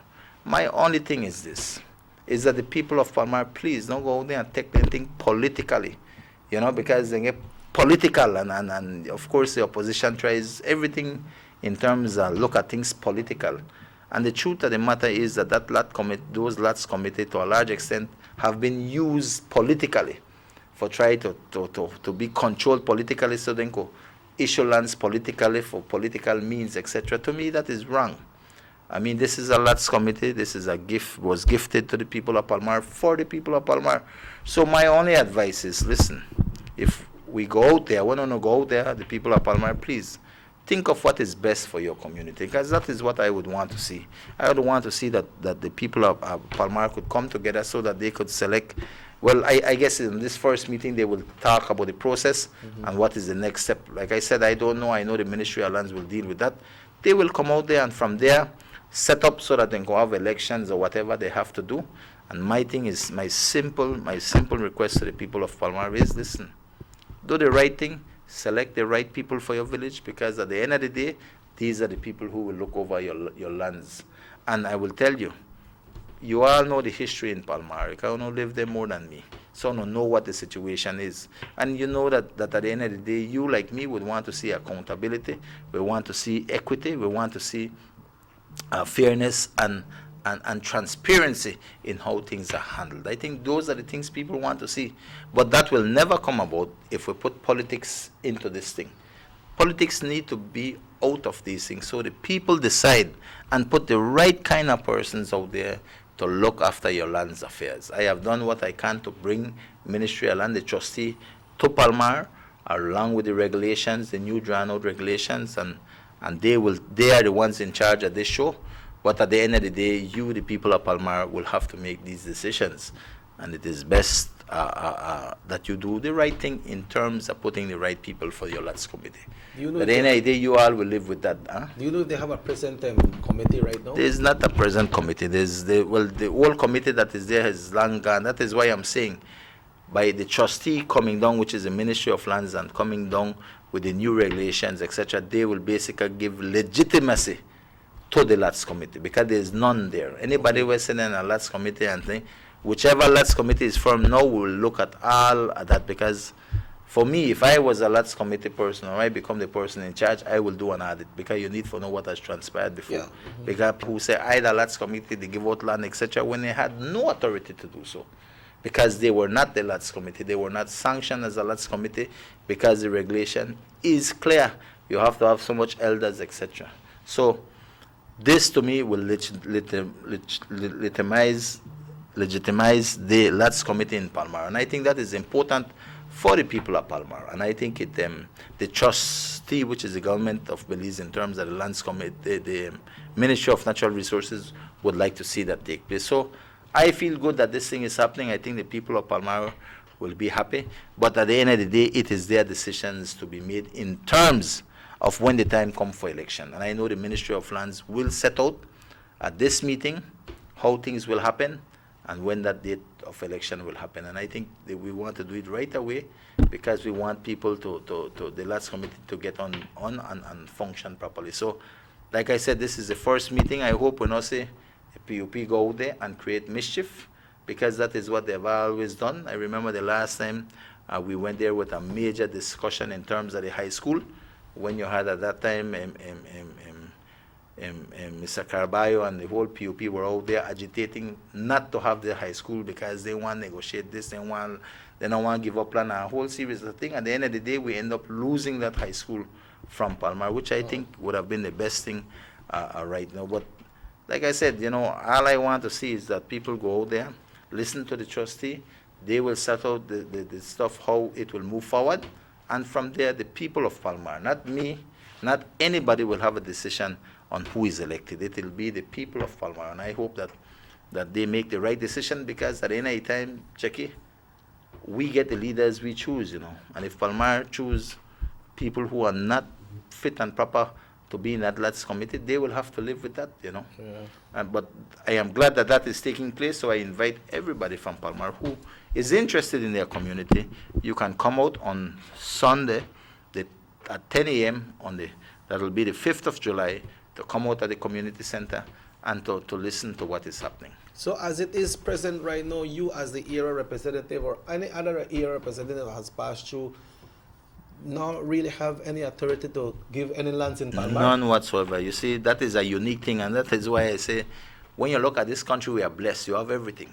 Yeah. Palmar is the only village in the entire country of this wonderful place we know as Belize. Is the only place who have full control over their lands. That means they are the ones who decide who will get land, and it is stipulated within the agreement that was made between King George, I think, if I'm not mistaken, and at that time the ancestors of Palmar, which were the Yalbak Indians or something to that effect. But that agreement was there that they gifted the Palmarians, the descendants of Palmar, this land. So government don't have no say for say, I didn't have control over the lands. None whatsoever. It is the lands committee that dictates there, based on the history and how this thing came about. And so they are the true authors in terms of how they write the story of who get piece of land. Yeah. And all of that, and that is why it has been a tough battle there, I think, and to me, it has been politicized way back in the past, that who got control over the lands committee could wield a lot of power in the village, and it is what it is. But I do believe at this point in time, the people of that village can make the right decision, because most of the lands have been given out, and sadly, most of those lands have been sold, etc. So there's a lot of work that has to be done, and the little that is left, if any, definitely, I think, need good administration. And the way you get good administration, good accountability, transparency, fairness, equity, and all of these great things that you want to see will only come about if you put the right people in these areas. Yeah. If we put politics in at this thing, then we don't know better than what it is already. So I am hoping that the people of Palmar come out. It took us a long time to get this Sheki people. Imagine the amount of visits I did, the calls I've made behind people, go to people's office to try to get these things done. And people must figure, easy. Not so easy. You know that amendments sometimes take years for happen. But I am glad we have come to an end in terms of that, and the beginning of having a new lads committee in Palmar will soon be realized. Hello, good morning, SugarCity Morning Show. Yes, good morning, Robert Usher. Good morning. Minister. Yeah. Good morning to you. Morning. Can I join you guys for a minute or two? Just let's put by little 1 cent. Right? Why put him more 1 cent? You got too cheap. Put him more 1 cent. I am calling to call on the disgrace of the leader of the opposition. How disgraceful he is. He wants to run this nation, and he's a coward. He's like a soldier that's going into war as a commander, and because he sees so much missiles are falling on soldiers, and soldiers are dropping down to death. What he do? He deserted himself from the army, from his post as a soldier, and then he deserted himself and think for himself only. It's like what he removed himself from the task force of the COVID virus situation, along with the Prime Minister of this as a co-host, because he is thinking about political gain to be the Prime Minister of this country. But I will say this to the nation and everybody else, that John Briceño does not have the quality to be a prime minister or a leader of any political party. John Briceño is just a person who is guided. He's a leader that people have to lead him. He's a leader that they led and do decisions by other people. And how can this gentleman who say that the People's United Party leaders in the last government of the People's United Party was corrupted and thief, and he are leading the same people wants to become prime minister and lead these people to lead these people to go back and thief the Belizean people? As a Belizean, I will ask the Belizean people and a voter will not vote for the People's United Party. And not only John Briceño is corrupt, I will go to Kevin Bernard, the present mayor of Orange Walk. He's corrupt, and proof is there that he's corrupt. He's corrupt because he gives free license, driver's license to personnel for a vote. So whenever you do something like that, that is corruption. If they will listen to Love FM, there is a program that named, our organization has named Love Foundation. And they're generally in Love FM, the advertisement, like maybe 5 or maybe more per day, are saying, if you do a favor to get a free license or exchange for some reason or the other, it's corruption. And it is proven that Kevin Bernard is corrupted. Kevin Bernard went to the town council and had nothing, absolutely nothing. And today he has a house, I think, a very expensive house. And I think everybody in Orange Walk knows it. And how can he get it? Because no lending institution believes we lend any politician money at that amount to buy a house as such, because politicians come and go. There is nothing guaranteed in politics. So no lending institution will lend him money. So where did he get the money from? Let the Belizean people think, and let the Orangeacanos think about Kevin Bernard. Both John Briceño and Kevin Bernard here in Orange Walk ain't corrupted. Thank you very much and good morning. Yeah, thank you, Carla. Yeah, well, a lot to be said, no, Checky? Yeah, that man say more one I tell you. You know, but it's coming from the layman's view, no? Yeah. Yeah, but Checky, like I said, I know we don't have a lot of time. But some people still want to know if some 2% text from East one will tell us the minister if he can carry with the convention.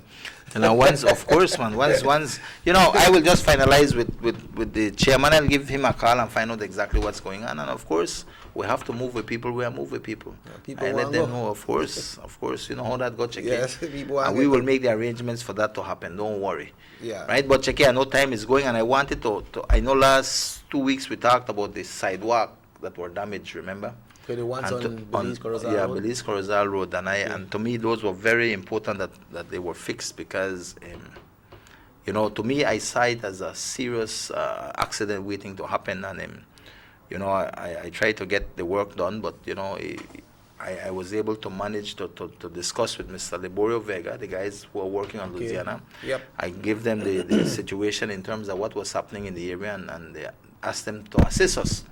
And they were willing to assist us, and finally we had to go. They measured the stuff they made. They went and made it, put in the right kind of steel so it could hold weight and all of these things. And I think yesterday we were able to go out and basically put these down. And I feel good about it because that's not one big thing, Checky. We made 2 manholes, 2 or 3 or 4 manholes because they were big. They had to get in there, cut it out so it fit properly and all of these things. They are not major works, but they're significant to me because it lends itself to the safety of our community, right? Make people not drop in at a hole at night, especially make vehicles not running. School and all of these things. And I felt good that we could collaborate, and these are the photographs showing the guys that work. And I want to really big up Liborio Vega and his people who came out and assisted us to get this done. So they don't fix it? Yes, and fix it. So it looks wonderful right now. And they not just fix it knock and stand up kind of thing, but they did a wonderful job out there and gone out there and make sure they did it properly. And I want to big them up for that community service, that spirit to say, when I got asked, the man never hinge and say, oh, think about it. The man said right away, yes, man, we'll get it done. And we measure up, build it, they go and set it properly, cut it down, and all of these things. And they did a tremendous job there in terms of both of them they fixed? Both of them were fixed, you know, and I feel very good about it because it is about safety for our community, because that was sitting there you see, Checky, Yes, for at least, that has been there for at least, I don't know how long, but at least from when I've become aware of it is about 3 weeks now.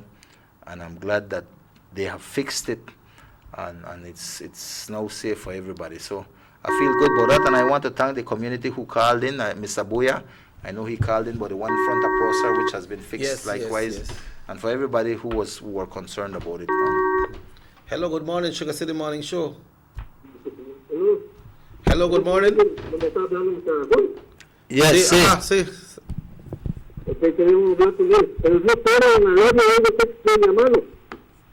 Yeah. Okay.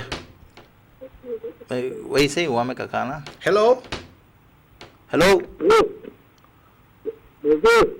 Buenos días, estamos en el radio. Sí.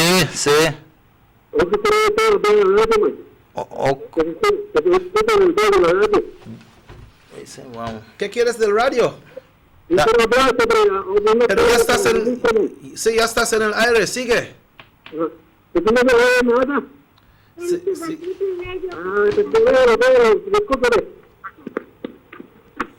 Hello.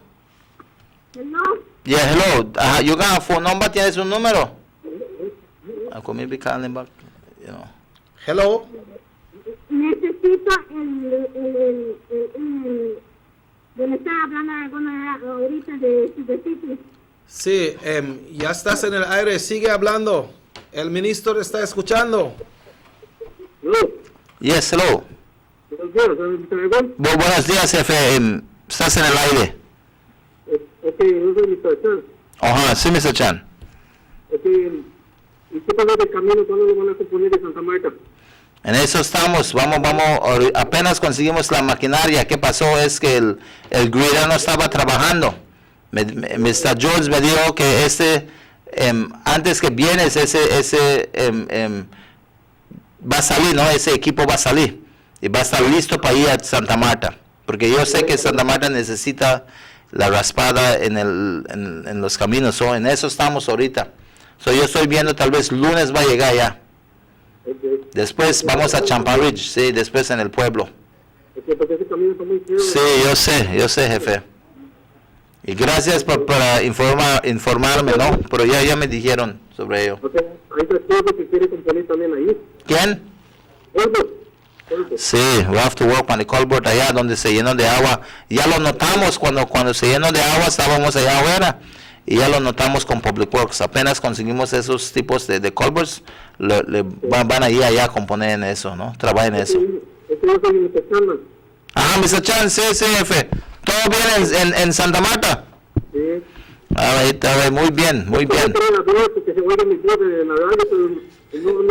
Sí, man, está escuchando. Estás bien, estás hablando bien y todos te escuchan. Mr. Chan, muchas gracias, amigo, para ver de tu aldea. That's Santa Marta? Yeah, Santa Marta. That's Mr. Chan. Okay, Minister, you definitely we need for work. Before we close?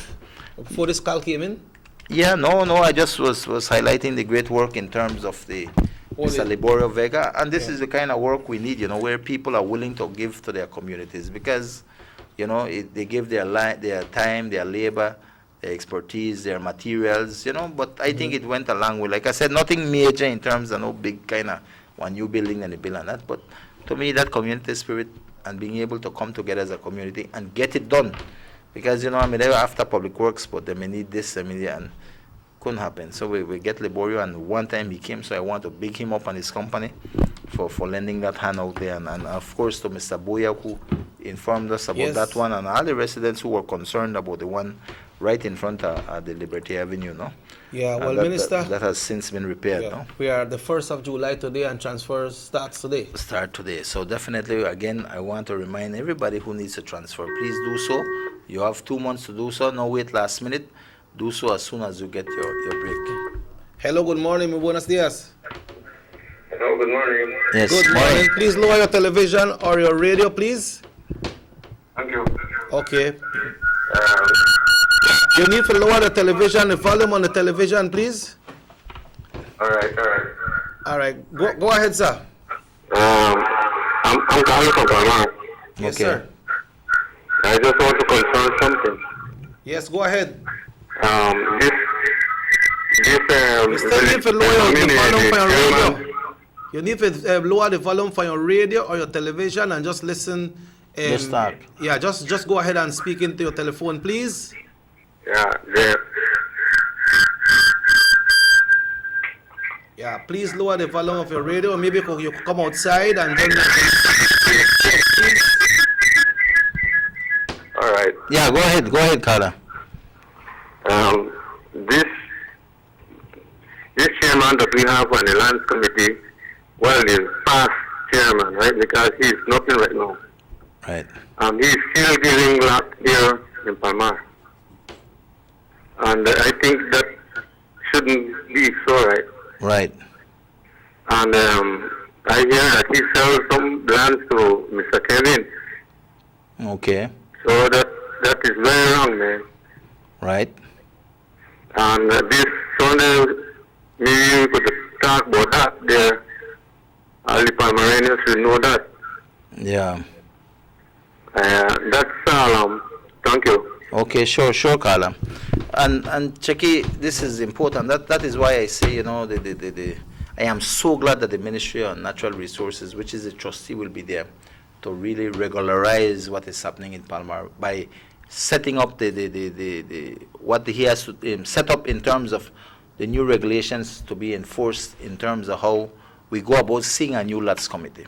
Very important, because whoever becomes the new LATS committee will have the responsibility in terms of accountability and look back. And if there's anybody who acted in the past in terms of had no authority to be giving or selling land has done so, that has been done illegally because you didn't have a constituted LATS committee. Okay. But of course that work will come to the new LATS committee. Whoever takes that over will have to do all of that. So that is why I emphasize that the need to get a proper LATS committee together is important to the village. That means make we not play politics with this. Not make we put the UDP or PUP thing there. Let the people decide on putting the right people who could manage the affairs in terms of lands for the village of Palmar. Because if they not do that, Checky, they will be no better off than what they are right now. That's why the residents should come out on Sunday. Come out there just to listen, because I think the trustee, which is the Ministry of Lands, will set out what will happen in terms of the election and all of these things. But at the end of the day, it will be in the hands of the people of Palmar, and I ask them just to do the right thing. Put the right people there, because it is important that you put the right people who will look after your affairs, you know. And that is all my message to Palmar. And definitely I will try to send out some invitations, because I want the people to be informed. And definitely it took us a long time. I think the Ministry of Lands had set up like 3 meetings that then it come and never showed. But this time I have triple checked already. I was at the Ministry of Lands yesterday to tell the commissioner, do not let us down, because he has done, you know, every time he come and he may come and then COVID may start and all of these things. So I am certain that this meeting is set for this Sunday. It will not change. So I'm asking people to come out so that they could be aware of what is happening in their village. At the end of the day, this is a straightforward process in terms of the Ministry of Natural Resources, along with the people of Palmar, in terms of they want to highlight and inform the public, and from there move on to ensuring they get an elected or selected. I don't know what all the regulation holds, you know, but that will be spelled out there on Sunday. And whatever it is, I just hope that we can move on from there for the benefit of the people of Palmar. You were on the transfer. And likewise, of course, Checky, we're there for the 2 months of transfers, the only 2 months of the year. I ask everybody who wants to transfer to please do so, because this will be the last opportunity you get before we go into the general elections. And of course, all of you all out there who have not registered and needs to register, please do so, because if you're not registered, then you cannot vote. And I do believe that it is important as Belizeans. You know, we live in a democratic country. As Belizeans, that is a sacred right we have to be able to go to the polls and select the people, the leaders we so choose. And so I think that is an honor, it is a privilege that we have in terms of that sacred right. It's a right that is bestowed upon us, and we should take heed of that, you know. And I just invite everybody to register who needs to register and who needs to transfer to do so, you know. And also, Cheke, in closing, because I know that done after 9, no? Yeah, but when I say closing, I'd like you to elaborate also that the state of emergency have been lifted, but there are still some measures as well. Yeah, no? just to highlight, just to recap, because I think it's important. I think Akala mentioned it. The state of emergency has been lifted, and with that goes the curfew, because the curfew was a part of the state of emergency. So once the state of emergency lifted yesterday, this morning at 12, I think we switched on. That means that there's no curfew. That means you have to be home by 10 and all of this thing about 12 and all of that, or you can't be out of your house by 5 in the morning. All of that have changed. So we are back to as close as possible to what is normal, to what you know. The only difference and the only thing that is being instilled is that of the wearing of your mask.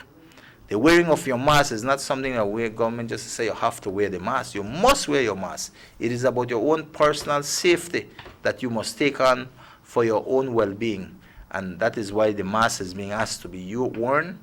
And likewise, the social distancing rules in terms of how far you stay away from others. It's not just that government, they put this out there for put it. It is being done so for your safety, because if you don't know who that other person in front of you on the line at the grocery store, you don't know the person you meet out there. But by having your mask, keeping that social distancing, you help to protect yourself from not being able to catch the coronavirus. And that is the whole gist about the mask and the social distancing rules, because the fact is that across the world, our neighbors, Mexico, Guatemala, the United States, all the region, we had serious outbreaks of coronavirus, and we're trying to ensure that we keep our population here in Belize safe and secure, but it is up to each one of us. What does the Attorney General mean when they say that no means 1 o'clock, 2 o'clock in the morning, you could move boat and have a purpose where you're going? Well, I don't really know what he means, but I think that what he's trying to say is that, listen, we are in this corona pandemic right now as we speak. So if I don't have nothing for go do in our shop and I just go and buy a soft drink and I go in the walk, just go hang out. Just to hang out. I mean, that is unnecessary. You know, so it is best, remember, we must be conscious that there's a pandemic still going on. They're not like all clear right now, There's nobody who have said it's all clear. It's not all clear. We just lifted the state of emergency so that people could get more back into their lives and stuff like that. But we're asking people, if you don't need for the out there, not the out there, man. If you minimize your exposure to being able to catching this virus, the better we will be together, all our way and be better off if each one of us does our part. And so, of course, you have laws out there that govern certain things, but when you talk about being out there 2 in the morning, you can't tell me you're up in front of my street 2 in the morning, they walk out there without a purpose. Or go in a shop and you don't live wrong and things like that. I mean, police and pick you up and ask you where you're out here. Maybe they look for broke in at somebody's house and that. There's always things that, in terms of wandering and all of that thing there. But my thing is simple, is the state of emergency has been lifted, the curfew is gone, but we must be responsible for our own safety. And that's what we have to bear in mind. Well, we hope to have you back next week, and when you come back next week, I believe you will have all the information pertaining to the big UDP convention. Of course, man, of course. And I just want to kind of take a quick time to big up the public works. I think they were out there kind of patching up some of the holes with some of the hot mix that they had. And I think that is good. And I think, these are the things that build our community. Everybody doing their part. So I just want to big it up. I think some of these pictures are there. They're fixing front Liberty Avenue, on Liberty Avenue actually, where there's some serious holes were there, and elsewhere I know they have patched. I've seen patches elsewhere that they have done, fixing those roads, and I think it is good. I mean, definitely, we have to look after these things, and I hope that I've asked them to see if they could look at the lower, at the end of Liberty Avenue where the new road was done. They really then damaged up the road there, and they left a lot of hole there. They should have fixed that, but it was never done. I'm hoping these guys can go out and fix that piece there too, no? Yeah. And of course elsewhere where it is needed, So I have to pick up the public works to be out there doing that, and we support them 100% on that. But Cheki, it's a pleasure being here. I think we need to touch more on the serious issues. Like me, I feel, I know there's a lot of people apprehensive about the Ashcraft buying over Scotiabank. I am the same. I feel that, I am worried about these kinds of things because Ashcraft and the PUP spell nothing good for this country. And I mean that and I not just say that out of fear. I am saying that because of the history of the PUP and Ashcraft. And to me, we as Belizeans have to be wary. This is our home. This is our Belize. There is no other place in the world that I want to go live than to live here in my country. But I want to live in a wonderful country. And if I make it wonderful, we have to be wary of these things. We have to be wary of people like Ashcraft who come to this country because not only that they are powerful and they got money, but then they have nothing good to look for in terms of trying to see what they all in the look to see where they could get out of this country of ours, because they have done it before in the Caribbean. You could see it comes with history. And my whole thing is we as Belizeans have to be wary about these things. And I think we need to have a lot more discussions on these things. These things topics are maybe tough, but it is important for Belizeans across this country, because I, for one, believe that with the PUP and Ashcraft, nothing good will come to Belizeans, But that is my opinion, and I think we need to touch on base. We got a lot of other things for talk about, Checky, and I am so certain that as time progresses to the general election, we'll be talking a lot more about politics and things that needs to be done, no? Yeah, before we go, somebody said that they mentioned something about a death announcement this morning, and they were wondering what you were talking about. Oh, all right. No, I was just talking about the passing away of Mr. Erlindo Guerra, no? Oh, Pat husband. Yes, Miss Patricia Wade's husband, no? Barbecue lady. Yes. She's well known, and we really feel it for her loss, and I'll be visiting her later, but, it is so sad again, Yes. But our sympathies and condolences are there. We all know them personally, Checky, me and you. Mm-hmm. And I guess a lot of people do so, just that. Yeah, give a leave visit later, Pat. Yeah. Pat is a strong lady, right? Yes. But when you lose a loved one... Why? No easy. Yeah, tough. Not easy. Yeah. Folks, Minister Aragon will be here next week, Wednesday, once again, and he will bring all the highlights of the big convention of leadership for the United Democratic Party to go forward into the big election, which will be sometime in November of this year. This show repeats at 8 o'clock tonight. Also, we got a repeat of Channel 7 News today at 12 on the same station. And then the live hot news today at 6. We'd like to thank everyone from the East Radio who tune in today. And every time the minister is here, it's a pleasure to reaching you all, your listeners in that area and wherever the waves of the East Radio is being received. Rahim, thanks very much. Thanks to Mr. Padron, Sam, and everyone who are here giving the support today. And if the good Lord so will, we will be back tomorrow right here on Nortevision Channel 10.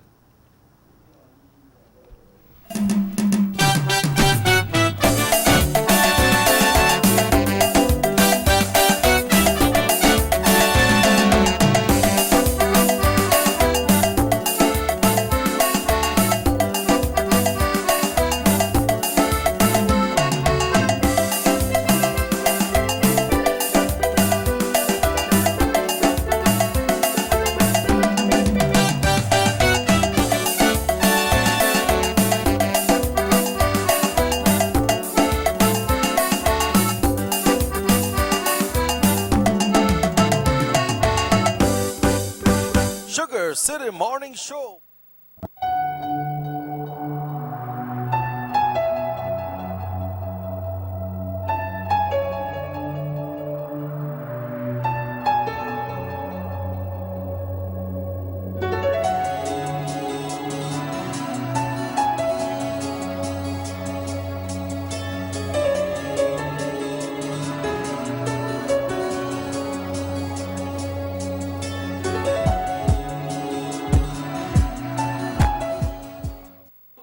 To do is to try to secure their future in terms of grasping after political victory.